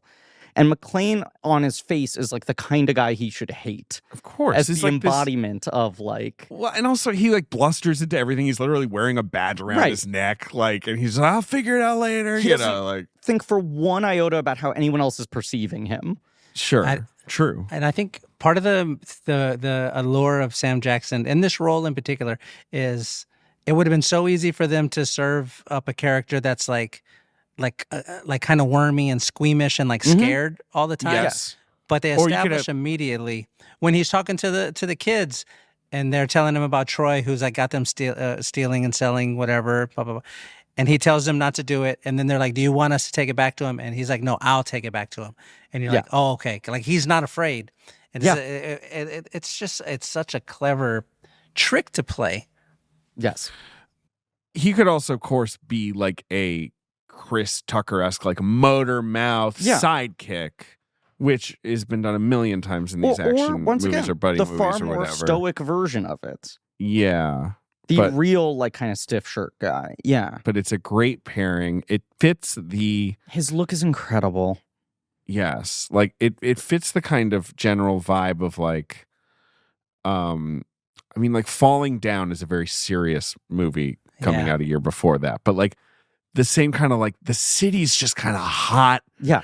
And everyone's in their shirt sleeves and sweating, and they've got their horn rimmed glasses. I don't got time for this. And no one's got time for anything. Like there's a few other movies around this era that have the same vibe of the kind of like the city's just cooking. Yeah. It's just baking. Yes. And John McClane is in the middle of that. And yes, there also happens to be like a German pseudo-terrorist with bombs. Right. But you once could again, see just a movie about the two of these guys figuring something which out. for 50 minutes, it is just that, basically. Yes. I mean, I think like minute 45 is maybe when they brief him and go, we think we figured out who the guy is, and lay it out. First 45 minutes, just them. Let's say that takes us up to what I think is one of my favorite car chases in any movie It's ever. really good. It is, you talk about McTiernan being like GOAT action director. This thing is fucking astonishing. And I don't know why it kind of isn't talked about in conversation with like the Bullet car chase and the French Connection car chase. The length of Manhattan that it spans. Yes. And how largely correct it is geographically. Yeah. Yeah, it is. It's pretty fucking good. This movie is just by and large correct on all New York City details, which is great. But it's just got the fun game of them disagreeing what is the best route to take. How do you beat the traffic? Take 9th Avenue, Right. which is correct, by the way. They've Samuel given Jackson you is correct. an almost impossible amount of distance Right. and an impossible amount of time. Yeah. And now it's this debate of like, how do you cross it like a math problem? Whoever the stunt driver is on this, the performance of the car is so funny. Like whenever it cuts to a wide shot, you can feel the energy of McClane frantically steering. Like it's not like impressive stunt driving and that the moves are slick. What's impressive is that it feels wildly out of control. It's later, it's not part of this car chase that McClane sees the dump truck and Yes. asks him like, do we have airbags? Yeah. And Samuel Jackson's like, well, you do. I don't know if what and then like just the cut to like the car driving off is great. That's the other thing. So much of this car chase, he'll do the wide shots in all the city streets, and you're just like, this chase spans 45 blocks or whatever. So it's impressive to see they're not faking it. He really went to all these locations. It must have taken they must have been shooting this car chase across the entire production. Probably right. Exactly. But no, the other thing I was going to say is they keep cutting to the sort of like McClane POV shot of Sam Jack in the passenger seat with the window behind him, where you can tell like this is real. The city streets are actually moving past him in real time. Yes. And Sam Jack is reacting in real time. Right. He's just sitting shotgun in a car with a stunt driver that is actually going through these things. And it's like, that's all your fucking production value right there, is seeing the real locations and Sam Jack reacting. It's so good. It makes a real difference. Because you could tell that's a real car driving down a real street, and there's real danger involved here. Yes. And it feels alive is what it feels like. It feels alive and frenetic and chaotic. And like this is a person who doesn't. This is not like Ryan Gosling in Drive, where there's like that's what he does. He's a driver. This is just a guy who's got to do this thing. No, he's bad at this. We got to get through. Yeah, we got to get through it. We got to hope we're still alive at the end of this. It's so much fun. He's incredibly bad. He's confident. He is. He's got that going for him. That drives Zeus crazy. Like, why is this guy fucking like this is like the embodiment of white privilege to him. This guy just rolls into situations, does whatever the fuck he wants. Right. He's not charmed by it, right? And then you have your good characterization of, I'd argue, the first moment that McClane kind of wins Zeus over.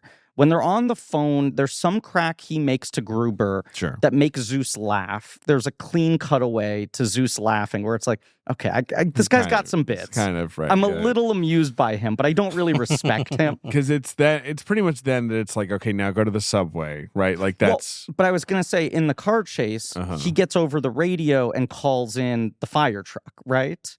Yeah. Yeah. And Sam Jack, Zeus is like a guy who not only prides himself on his intelligence, but is so specifically the kind of guy who's like, I understand New York better than you do. And for McClane to throw at him like, no, all emergency calls get dispatched to that hospital on this street. So if we cut across there, we'll get right behind the fire truck. You see the moment where Zeus almost falls in love with McClane. Yeah. You're really you're right. I mean, you're picking Right up where the he's right part. this guy gets the city. Yeah. He knows shit. Municipal masterpiece. And then he's with him. Yeah. So then they go down to the subway station. And so it's Zeus on the platform getting fucked with by a cop. Yes. Where's scene McClane? that Which is The really that's Incredibles- really great scene. Incredible scene. The Incredibles lifts it directly. Yeah, The Incredibles. Is it the first one that lifts it or the first second? Incredibles, when they try to go into the burning building Yeah. and they break through the wall and they accidentally end up in the jewelry store and the cops come in and as Frozone, he's like, he's doing the same bit except instead of a payphone, it's with the water machine. Yeah, and so he can gets ice the them. water. Yeah, but it's almost like shot for shot, word for word, the same. Yeah. And it doesn't feel like Brad Bird did that because he's like, oh, this is a clever reference. He did it because Sam Jack plays that scene so well that you were like, why not let him do that again? Yeah. Where is John's Bruce? in the train. Yeah, he's on the train. Right. He finds the fake sort of emergency call box that has the bomb in it, and he's trying to figure out how to defuse it. Right. He just kicks the window out and throws the bomb out. Yes. And at it the blows last up. second. And then you have the 3 train just like swinging through the station and like knocking all the pillars down. Very cool. Once again, 10 out of 11. At this point, this movie is immaculate. Yeah. Agree. Super exciting. And I guess that's basically when Gruber is showing up, right? Like after all of this. That's when I think he gets briefed. You see him like on the phone. He by, gets like, briefed Michael like Christopher. this is Right. this is a terrorist. This is when they show him the file. Right. And Right. then they're like, but the thing is, this guy is actually Simon Gruber. That silent cutaway to the brief shot of the Gruber fall. Oh, that part is great. Like you feel it again. You feel Like, it. Oh, Yeah. you feel it. Because they And cut the music and it's just like. Yes. And it's like you get the sort of POV of like, as much as McClane must have felt a sense of accomplishment in that moment that he beat the movie Die Hard, you're like, it is traumatic to watch a man slowly fall to his death in that way. Yeah. And the way they recut the same footage has that feeling of like, oh, that's the face he saw in that haunting moment. Mm-hmm. That's another little trick that McTiernan does, maybe better than anybody, is he allows our hero, our like main guy who is unfazed by everything, to have these like you get a glimpse of this interiority that they have. Like when he does it in Predator, at the very end of the movie after Dutch kills the alien and he's in the helicopter, and maybe a lot of other directors would have just ended it with a helicopter flying away. But in this one, it takes off, and then we just sit with Dutch while he just like stares forward, like, and he's processing everything, and it's like, oh, this is gonna sit with this guy for a long time. Yes. And when he does it here, and you see Bruce Willis's face after they come out of the flashback, and he's reliving that one moment. And it's like, oh, like and for as much as he like cracks wise or whatever, that's like his whole thing. Well, you watch him there, and you're like, oh, this maybe did something to him a little bit. It might have done a little bit of damage when this happened, and it's so good. Yes. It's the thing that like he's rolling up his sleeves and showing everyone. Yeah. You guys missed this in part 2. This guy's really sad. Yeah, like in part 2, it's just like, oh God, how could this happen to me again? And it's like, well, no, let's acknowledge that would make him crazy. But it's the X factor of Bruce. He is our saddest action star. He is sad. Even when he's quippy, even when he's there's the melancholy quality that like the best directors have always pulled out of him to the surface. And like at this point, we understand enough about his character to know like he's not really famous anymore. Like in Die Hard 2, part of the joke is sort of it's like, oh, he's that guy from that thing that happened. Yes. And now it's more like a thing that had come up like, fucking Gruber, like, you know, as Irons later says, you know, he's an Irish flatfoot who dropped his brother out a window. Casting Irons is brilliant, obviously, just to cast another British theater actor. Yes. So who has a higher star like meter than Rickman did in '88. But also because Die Hard as a franchise has a higher star meter at but this it's point. just like where it's just like you're like, yeah, of course they're brothers. Yes. Well, yeah, that makes perfect sense to me. No further questions. Also have him doing an accent. Yes, it is a less like silky accent than Rickman's. Rickman's is very good. Yes. Irons is a little more off the shelf, you know, whatever. Irons is doing some something movies. I can't really place. It is fun though. It's very fun. I could not get this substantiated anywhere, but I saw a bunch of sites kind of offhandedly mention that David Thewlis almost played this part. Really? Which makes a ton of sense if you're like, who do you cast to play Alan Rickman's brother? 100, yes, and he'd just been in Naked. So he's like a hot actor, but you're like, the studio was never going to hire. At this point, you're hiring someone who's won an Oscar. Like for this type of movie. Some like kind they of wanted that prestige. Rando websites certainly do say. I'm not finding like a really good source on it, but yeah, do say he was a choice. Die Hard with a Vengeance. So the next thing is after the subway is him saying like there is a bomb in a school. Yes. 21st president. And I'll tell you where if you do my next challenge, which is that him trying to direct them to Yankee Stadium and that's when they go off the trail, or is there one other thing? I can't even remember. I think that's it. Like I think he's like go to Yankee Stadium where they're going to be murdered. Yes. And that's when McClane is like, I am going to like go check out what was going on in Wall Street, essentially. Like, why were we in Wall Street? Yeah. And goes to the Federal Reserve. At this point, you've also, because post the subway and the bomb, you have the scene where McClane has to say to Zeus, like, I need you. Right. The We're true working together kind now. of rom-com narrative of this movie of him being like, I care about you. I admit that I need you in my life. But the movie needs McClane to be by himself so that he can have a like deadly McClane sequence. But I do think it's good. Yeah, it is. Federal, like him killing the guys in the elevator. Yes. It's like a nice low down version of action heroism. Yeah, it's also, it takes an hour before he does that. And it's him being smart. Yes. And just getting the drop on some guys and shooting them. It's not him doing like crazy moves, if that makes sense. Yes. Right? But it is, I would say it plays really well. It's the first time in this movie you feel them going like, okay, and what boxes do we need to check? I think they check them elegantly. What are you saying wow to? No, I'm saying wow to what box can we check? Right? Like, it's like it's a Die Hard movie. People have spent their $10. We need a sequence where McClane does the thing, where he comes out with a gun and shoots a bunch of Nordic-looking guys. Yes. Yeah. It's always nice to see him. You know, a fundamental trait of his character is that he's good at his job. As much as he might not like it, he's good at it. So when you watch him put the pieces together, especially on the rewatch, and you hear the guy call the elevator a lift, or you hear them like they're using the wrong words, right? And I love that he doesn't even have to say that. You just hear it, and you're just like, McClane piecing knows. it together, and then he sees the badge number, and you realize they set this up fucking an hour ago with the lottery thing, and it's so it's really interesting to rewatch this movie, and we're going through all the pieces right now, especially pulling it out piece by piece, and you realize if you're putting together like whatever, what are the best car chases that happen in this, like in a movie or in New York, or whatever, like Die Hard with a Vengeance gets mentioned, or if you're like, what's the most fun elevator fight sequence, like Die Hard with a Vengeance gets mentioned. Like there's just so many cool things they do on it. Even bad guys, like you have to come in and you have to be the new Hans Gruber, which is the most consequential bad guy in an action movie history. He changed every single thing. And if you get an actor who is 5% less good than Jeremy Irons, or 5% less confident than Jeremy Irons, wrong. Yeah. It goes very wrong. They come in, they try to do what Rickman did with Hans Gruber. They try to be sassy. They try to be this. It's not that. It's a whole different thing, but it feels still related to the original without being the original. And you're like, these are brothers for real.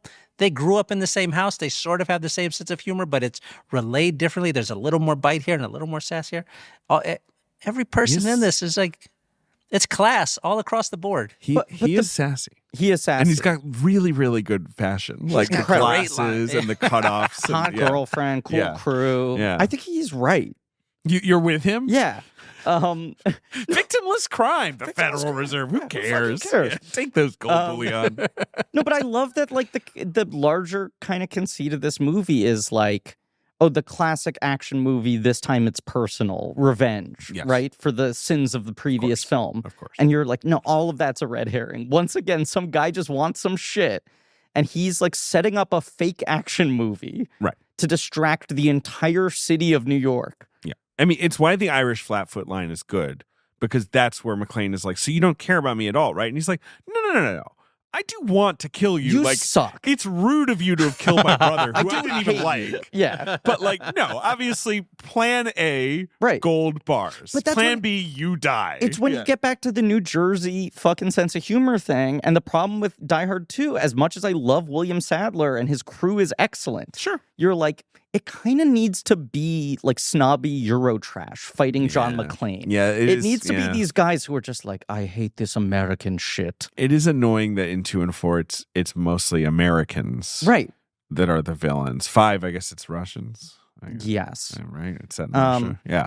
The elevator scene is when I made the Batman connection in my head, because I was like, this movie is actually successfully showing how and why John McClane is a good detective. And the Groovers are sort of Joker-esque. Riddlery. Or Riddlery as well, as you pointed out. This is a fucking riddle thriller. Well, this my one's friend. Ridley.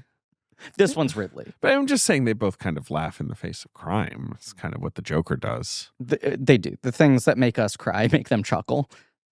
So what is the fake conversation McClane has in the elevator? Bruce plays that so well. You guys play the lottery? Oh, God. I got my numbers, my lucky numbers. I would play them every time. This is what I'm saying, though, about this being a movie where Bruce has something to prove, where he's just like, guys, I want to remind America why you all loved me in the first place. I'm going to play the hits. I'm going to do all the shit that made you love me in the first place. Yes. That kind of thing of like, my wife keeps nagging me lottery tickets.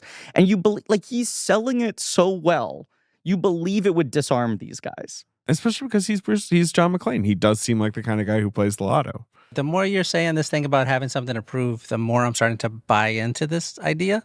Yeah. Because I'm replaying all of the things in my head now. Even with McTiernan, who was coming off a Last Action Hero. McTiernan has a lot to prove. Which, I if you watch it now, this movie fucking rules. It came out 10 to 12 years too early. Yeah, so you're pro Last Action Hero. We're on the same page. I'm pro Last Action Hero. You watch it now, and it's like I understand all of this. It was a little too soon for then. Yeah.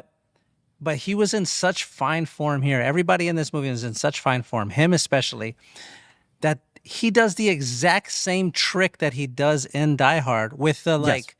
It's this complicated thing. Actually, no, we're just stealing some money. The exact same thing with the brother of the guy who does it. And you're sitting there like, I fucking fell for it again. Yes. I fell for it again, and it works. It's confident. It's like why they call them con men, you know? Yeah. Like it's the feeling of, it doesn't feel like a lazy, cynical move. It's McTiernan being like, I think I can fucking pull this off again. Yes. And not only that, I need to prove to everyone that I can pull it off again. Like Bruce and McTiernan are trying to reclaim what they had, that they had let slip away a little bit. Give me the crown back. I want the crown back. Right. And Jackson's like, let me meet you on your level.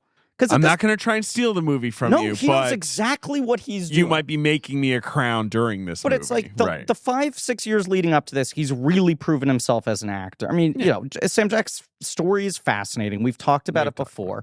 But then his like Jungle Fever and Pulp Fiction, he's winning awards. He's this kind of like great supporting actor. But this is his like bid for movie stardom in eternity, which he nails. Like if he did Pulp Fiction and he never did anything that consequential ever again, he would be important in film history. 100%. He'd still be huge. He would be like if his career ends in montages. 94 for whatever reason, it would still kind of be a big deal. But this is the movie that guarantees like you will never be paid less than $2 million to do anything ever, even if it's fucking shown up for 30 minutes in Argyle. Not his finest work. And when I say 30 minutes, I don't mean 30 minutes of screen time. I mean 30 minutes from him getting picked up in his hotel to returning back to bed. That was that's a real chair performance. $1 million for 30 minutes with travel and lunch included. So from the Federal Reserve, John realizes what they're actually doing is robbing this place, right? And they've taken dump trucks of gold, driven it through an unfinished water pipe that goes upstate. Yep. The and aqueduct. That is how they are getting off the city without anyone seeing I'm going to say this. A good plan. It's a solid plan. I think they maybe should have just taken one dump truck. Because it's $140 billion. Yeah. Like, are you not happy with just maybe like $10 billion? Like, that's a lot of money. I mean, this is a tale as old as time. I know, Man obviously. yearns for... I know their cover story is they have to blow up all the gold or whatever. Yes. But like, when you realize they just want to take the gold. Right. But okay. But I guess they have to create the illusion that there's no gold left, period. It's a lot of trucks. Oh, it is. And so they drive. I just like that John drives up there, tells Zeus, like, this is what's going on. You go to Yankee Stadium. I'm going to go up this water pipe, and meets a trivia-loving dump truck driver on the way who can fill in some gaps from about like New York City water supply, presidents, right? I was talking to a friend. Points out that Chester Arthur was a custom collector in New York City. Yes. I was talking to a friend who's writing a project, a historical project in which Chester Arthur is a character. Sure. And was saying, like, it's this weird blank slate where for most people, their only association with Chester Arthur is him being the answer in Die Hard with a Vengeance. He's an underrated president. Incredible fucking mutton chops. That's what I remember from my history classroom. People thought he was going to be corrupt because he was part of a New York City political machine. Garfield dies. Arthur's elevated to the presidency, and it turned. He sort of stamps. He's anti-corruption to everyone's surprise. There's a statue of him in Madison Square Park where I used to work near there. Guy looks rad as hell. He looks pretty cool. Yeah. Back when our presidents were like really like these like really large men with beards. Like in the late 1800s, all presidents had to have like a big waistcoat and like mutton chops and like just like a belly. Grover Cleveland. Yeah. No, of course. Is Taft, the biggest belly of them all. He's big, stuck in a bathtub. He never happened. Pretty sure it happened. I was there. Okay. The term I thought of while watching this movie is like, this is a real steakhouse movie. This is a steakhouse movie. Yeah. Okay. Like this, you mean that it's like meat and potatoes and creamed spinach? This movie's not trying to get Michelin stars. Yeah, sure. McTiernan's like, I know what this is. This is a classy environment, but we're not fancy in some sort of pretentious way. Right. You're ordering the mutton chop at Keen's or whatever. Right. It's exactly. good. Right. It's expensive. And the sides are rich. Tasty. Yeah. Yes. There's a good ambiance in here, like that sort of feeling. In the same way where it's like the screenwriting of this film is so smart in a just sort of like an effectiveness with just enough humor and character. The fucking trivia loving guy. The version of this movie that doesn't do the work has McClane bump into a truck driver who then happens to know the answer, Chester Arthur. Right. Rather than this movie giving you 2 scenes of this guy endlessly spouting off trivia Talking facts. about other stuff. Right. Right. Before McClane's like, we got to figure out who the president is. Yeah. Right, where you're like, in 3 scenes, it feels like we've had an arc with this guy. Yeah. He meets this guy, they have a little funny banter, then they're stuck in the car together, then the guy won't stop explaining New York City shit. He's kind of like you in that he loves explaining how New York City works. Yeah, well, that's why I like him. And then, of course, when like he says Chester Arthur, you're like, yeah, I know enough about this guy to know that he would know the answer. And it's satisfying that that's who McClane got it from. Yeah, in anybody else's hands, that character is like ridiculous. Why would this guy possibly know this? But again, they pull the trick. They do the as you said, they do the work. They sat in a room and were like, how can this make sense? And they figured out, we just have him say 400 other trivia things, and you realize this is the most annoying guy in the movie, but it makes sense that he would have this one answer. A Jeopardy watching, truck driver. If this guy was in the movie for 2 minutes less, you'd be like, you didn't earn this. If the guy was in the movie for 5 minutes more, you'd be like, let's get back to Zeus. It's the exact right amount to let this guy fucking succeed. Joe Zaloom. Incredible. That's the actor's name. Incredible. Joe Zaloom. He's from Utica, New York, just like my mother. Love it. I do love it. Do y'all watch the show Billions? I've seen Billions. Is he on Billions? He's not. I don't think he's on Billions. No, but they do a thing in Billions where everybody kind of talks the same, right? They're like every character doesn't matter. They will all at some point be like, "This is like Rolling Stone in '87 when da da da da da da." This is like Journey in '92. This is Tyson in '85 when they all like have that. They have this like pop culture slant that they all talk with. And they do a version of that in this movie where they give everybody who shows up gets like at least one wisecracking line. Even this guy gets one where they're like, "Are you a truck driver?" "No, I'm a beauty supply." Whatever. "Of course, I'm a truck driver." Like it's just pretty good. It's so good. I'm gonna watch it again after we finish this. That's the thing. This movie is actually funny. Like Yes. you said, Shay, that like a lot of the McClane jokes sound like they should have a rim shot at the end of them, but Yeah. none of them are groaners. No, Right. not a single one. They're all actually funny. right down the middle of the plate. Perfect. Just classic all-American. Here are fucking steak cut fries. Yeah. Here's some meaty jokes for you. Boom. I don't love a steak cup fried though. I like a shoestring fry. It's the analogy I set up. I agree. I understand. I'm just saying.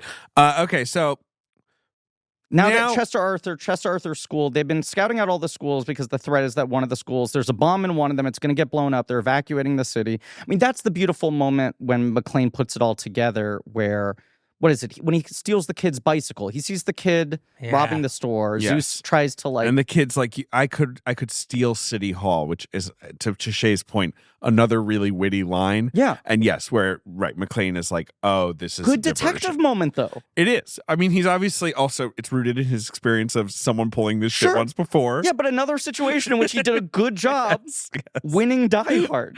So yes, now they know it's all distraction. Yes. But there is a legitimate threat in their minds that some school is going to get blown up to keep the eye off They don't know the ball. that's fake. So cops are staking all of this out. The school stuff is really well done because it's obviously shot in a real school. It has the look of a New York City public school. The way the cops and principals are all kind of like tense but not panicking. This is Graham trying Greene's to real keep it- section he's where really he gets good. to kind of carry the movie, and him interfacing with the kids is really good. There's the moment where I'm like, I think most directors wouldn't include this. This is such a McTiernan touch. But when the truck driver says Chester Arthur, they call in. It's Chester and Zeus A. just Arthur. says it. Yeah. Right. It's Chester Arthur Elementary. Right. Yeah. And then you have the scene where like they go up to the teacher, where every school is on lockdown. The kids are in the assembly hall. She's leading them in song, and someone comes up to her and whispers in her ear, like, this is the school. Right. This is the one where the bomb is. And you see her pivot, and he lets the scene play out for like a minute of her running the drill. 100%. Of this woman having to make the real-time calculation of like, okay, I can't panic these kids, but I got to get them ready. It all It's feels part real. of the New Yorkie of this where you're like, I like watching a good teacher. Mm-hmm. I like watching someone who's everybody's good at their job. fucking job. Everybody's Everyone's good at their job. At their job. It's so enjoyable. Exactly. Yes. Real hero moment for Kevin Chamberlain in all of this. Staying behind to try So and good. defuse the bomb. So good. Yes. The comic button at the end of it is great, but like you still are like that guy, was proved ready himself. ready to go. And you hook it back into the Hodges too. Like it's like this is the school they're at. Yes. They were fucking sneaking out of the assembly hall because they weren't listening to what Zeus told them to do. That's true. Which almost got them killed, except never because it was pancake syrup. It was right. It was never actually going to hurt them. All of that is great. Great. The stuff with McClane zeroing in on Simon in the boat is more in the fine territory, in my opinion. I don't know how you feel, Shay, about the whole boat third act climax.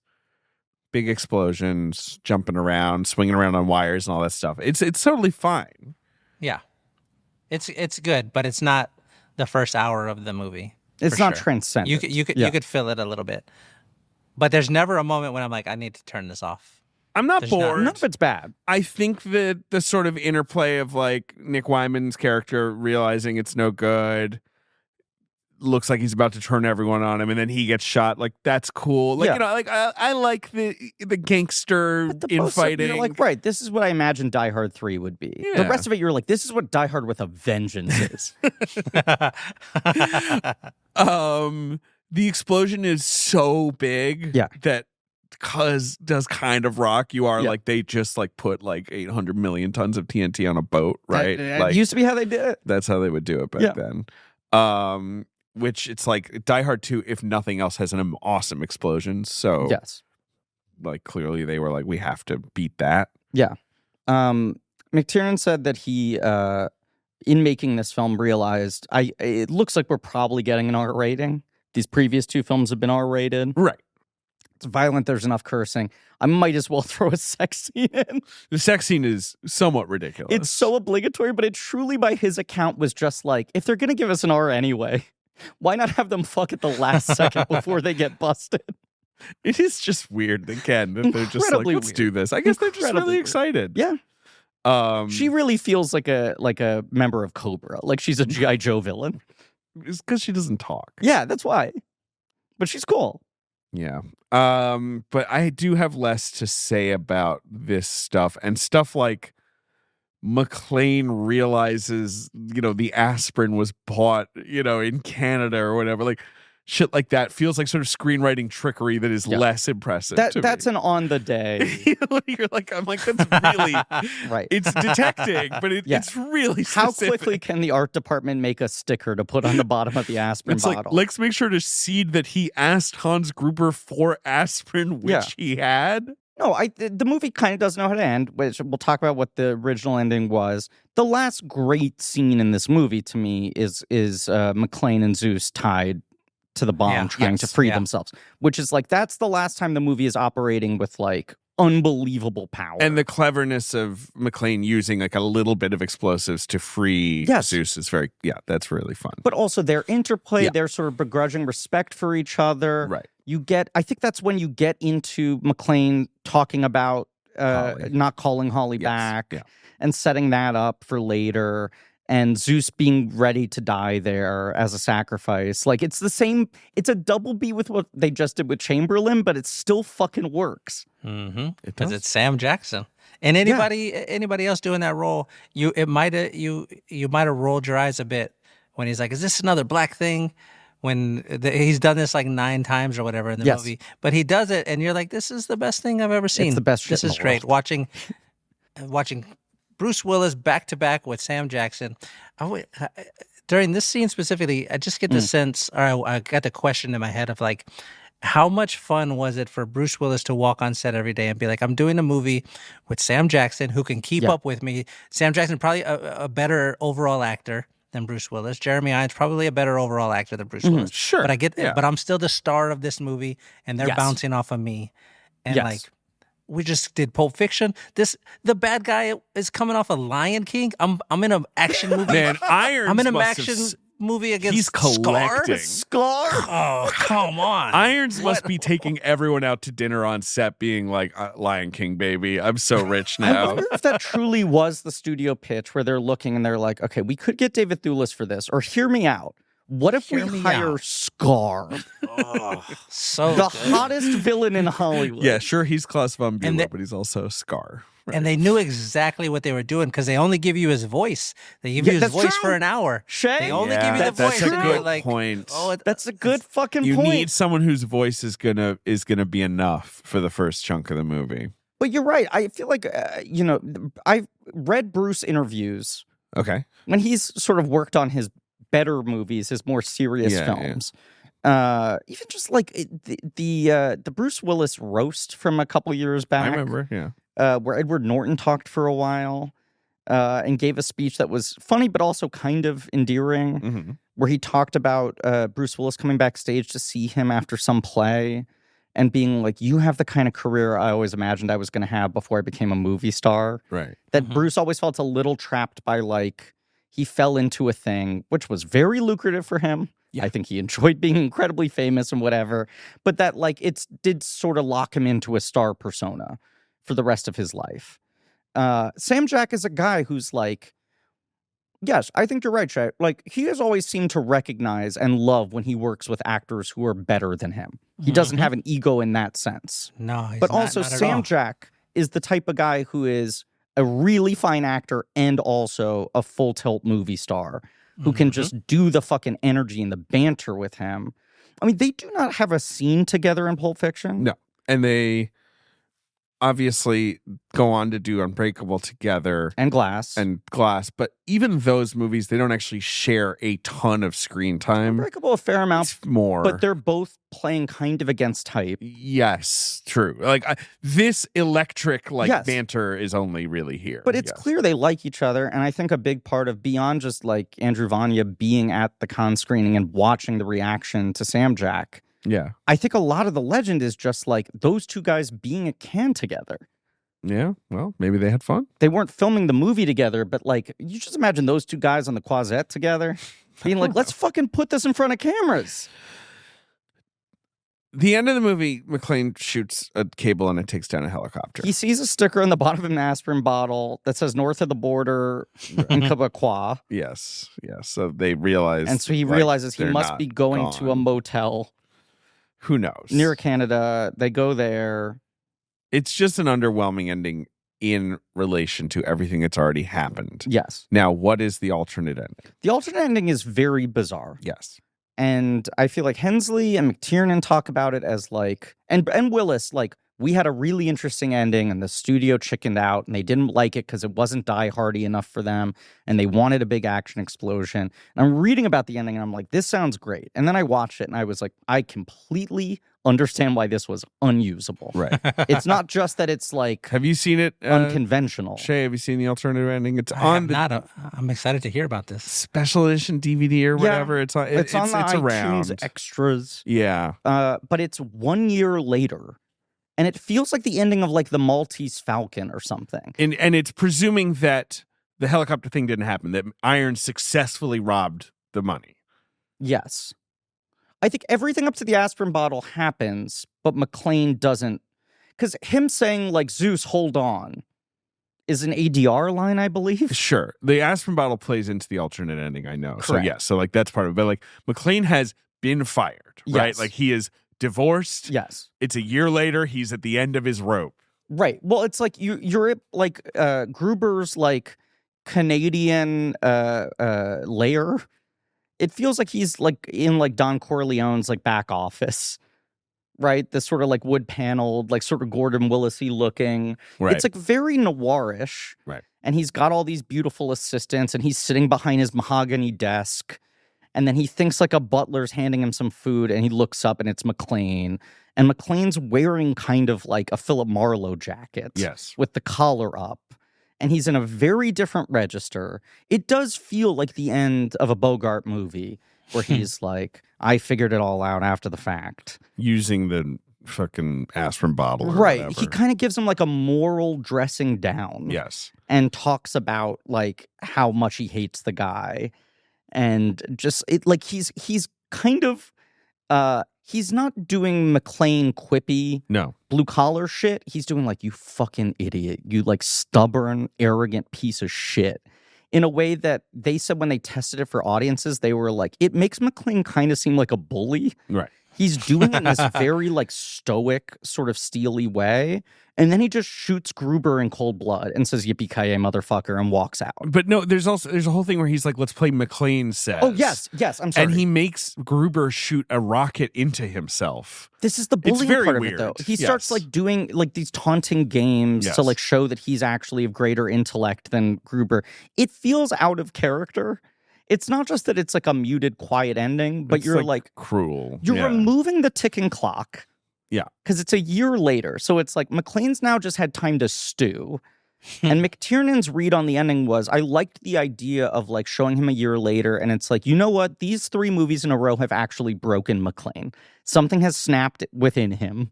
He's a little bit off kilter now. Mm-hmm. But he's doing it in a way that's not fun. When you watch it, it sucks. I don't like it. Opinion. I don't like it. No. It's bad. I don't like it.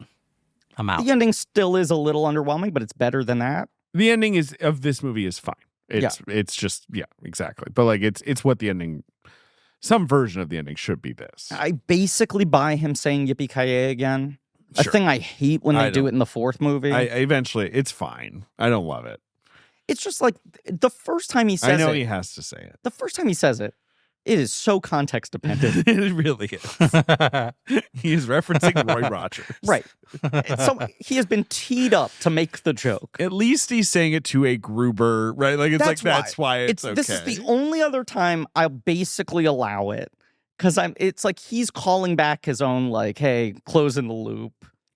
Let's play the box office game, Griffin. Do you have any final thoughts? Yeah, Shay, any final thoughts? Ben, if you want to weigh in on DHWAV.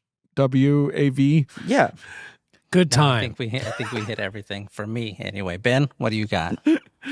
Fun. Liked it. Yeah. Now we've hit everything. Had you seen before? I assume. You'd seen it before. Yeah. Liked? You know what I'll say? Major smile. Gave you a smile. Ben is smiling right now. Big smile from Ben. This movie came out May 19th, 1995, Griffin. Opening number 1, 22 mil. Makes 100 domestic, 366 worldwide. That's the interesting asterisk is it was the highest grossing film of 1995 worldwide. It was the 10th highest grossing film domestic. Right. It was one of the first times that there was that divide. That thing of like, oh, he really plays overseas. Right. Yes. This movie is big here. It's humongous everywhere. Is Toy Story the biggest domestic hit that year? Yes. Okay. So it's number 1, Griff. Okay. Number 2 is a great film we will one day cover that I'm sure Shay loves. It's a thriller. It's a war, sort of a war thriller, Cold War. Let's sort of post-Cold War, though. Crimson Tide? Yeah, it's Crimson Tide. I just didn't want to say submarine movie because that narrows could it down. sense you not saying submarine movie. It's a military film. That's talk about another fucking steakhouse movie. It really is. Like Bruckheimer, McTiernan, these guys were like kings of the steakhouse where they were like, we're going to give you the finest cut of meat without being all fancy. It's got butter about on it. Yeah. Relax. Yeah.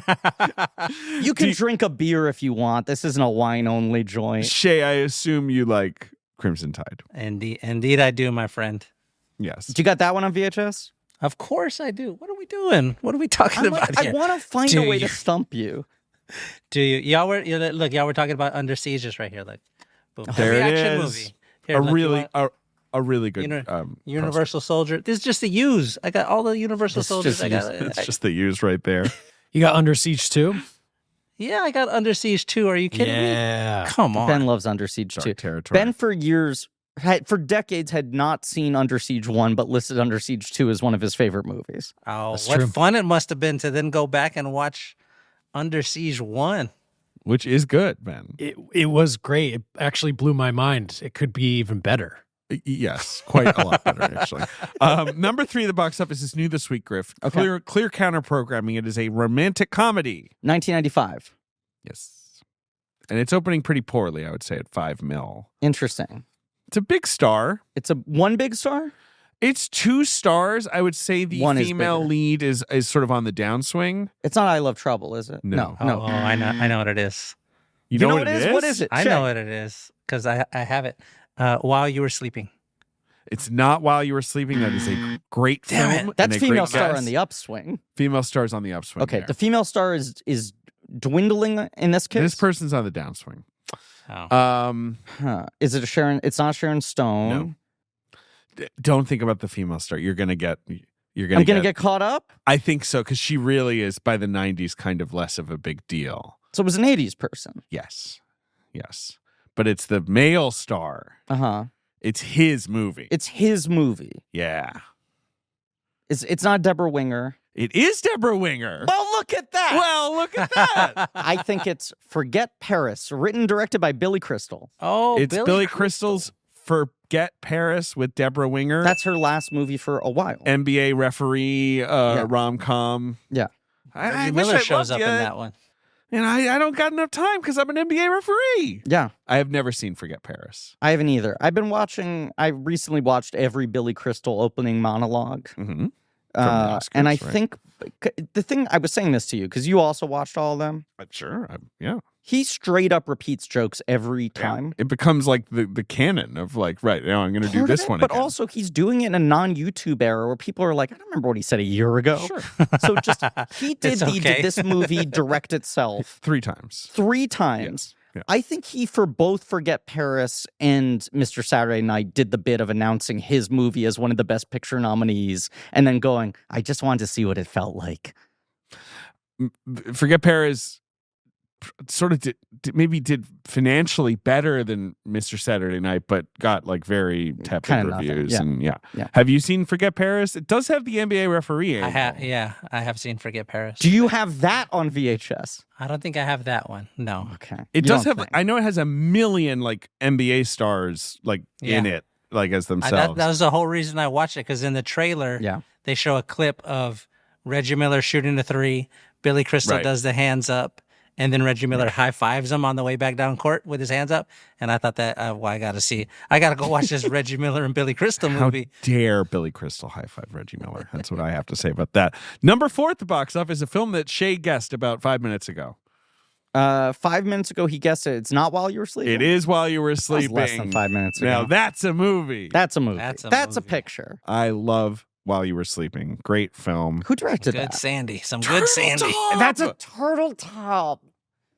It's a fucking ham sandwich with mustard. Or turkey sandwich is his I think thing. it's a turkey sandwich with mustard. Great movie. A lot of train stuff in that one too. Obviously, Turtle the Chicago version. Should we loop around and do a full turtle top I have series? long said it's time to do him. All right, number 5 at the box office is another somewhat underwhelming romantic comedy.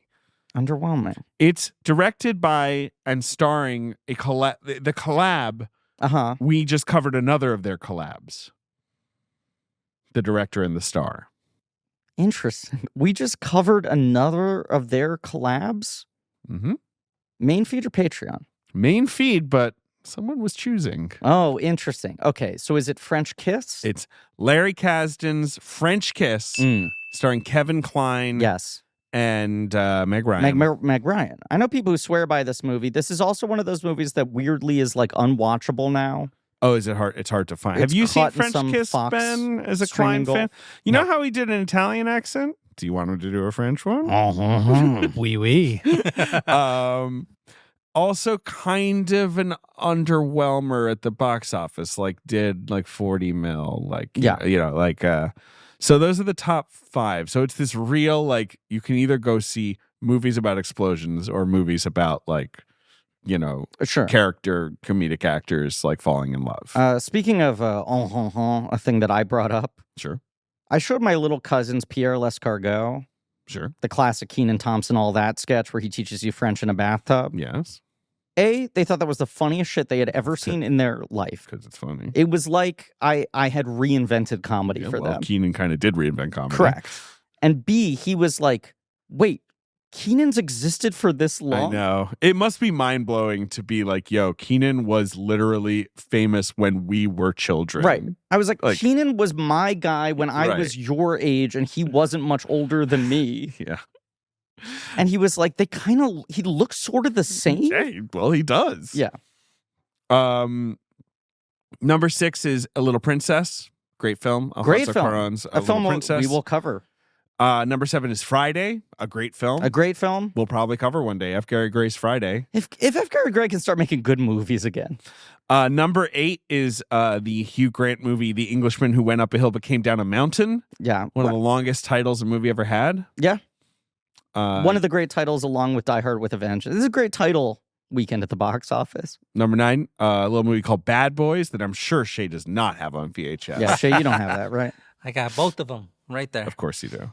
And number 10 is My Family, that's the movie with That's the Almost movie? With Smits and Almost, and is it, I forget who the female lead. Isai Morales is in it. Like big Is that the one where Mexican Jennifer Lopez American got drama. the Spirit Award nomination?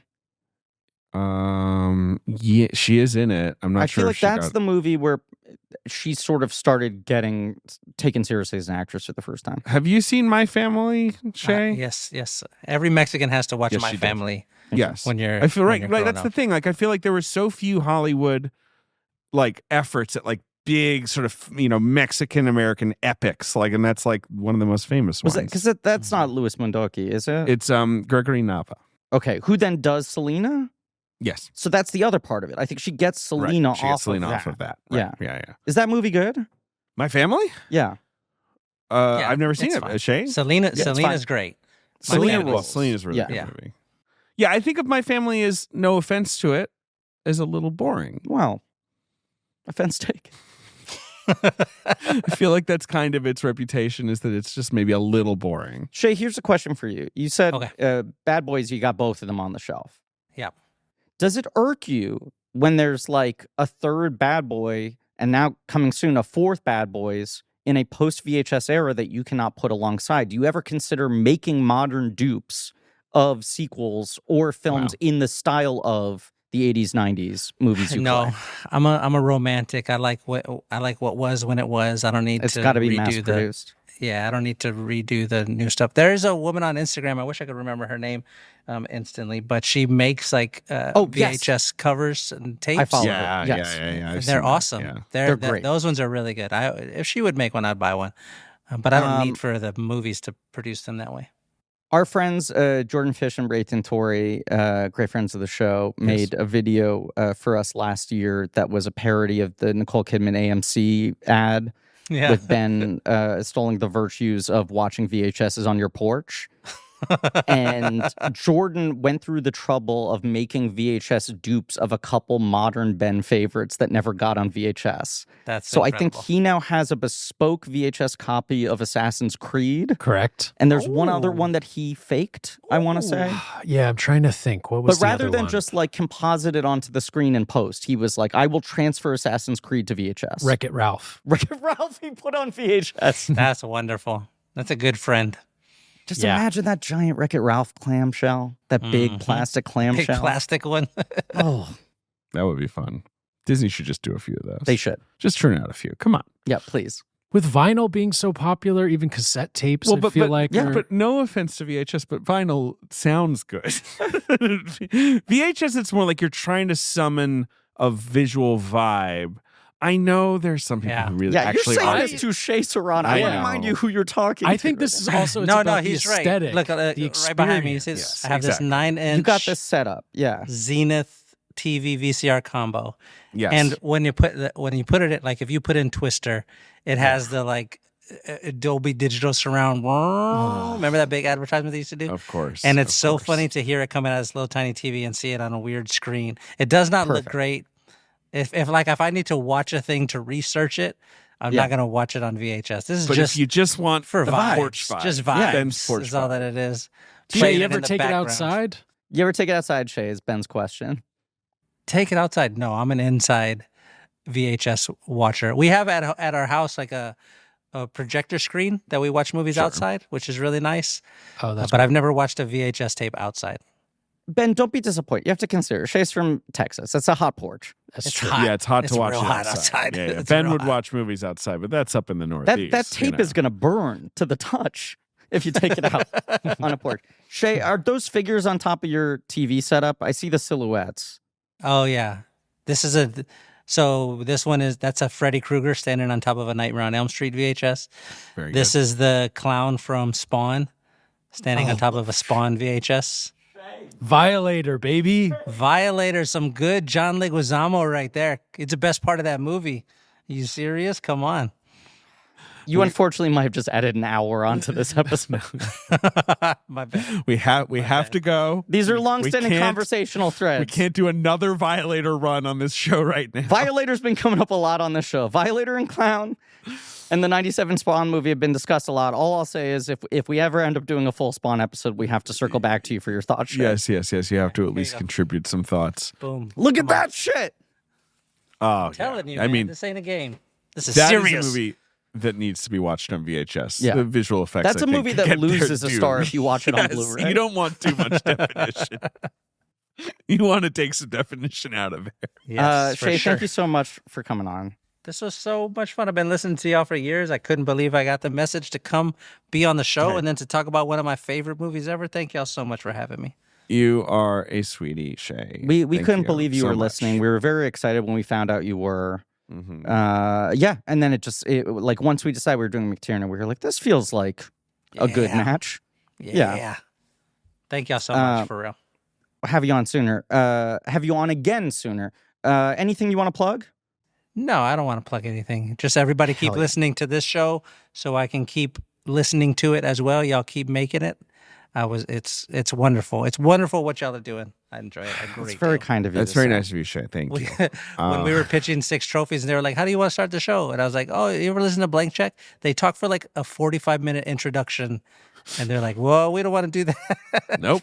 What podcast company would be interested in that? Absolutely horrifying to them.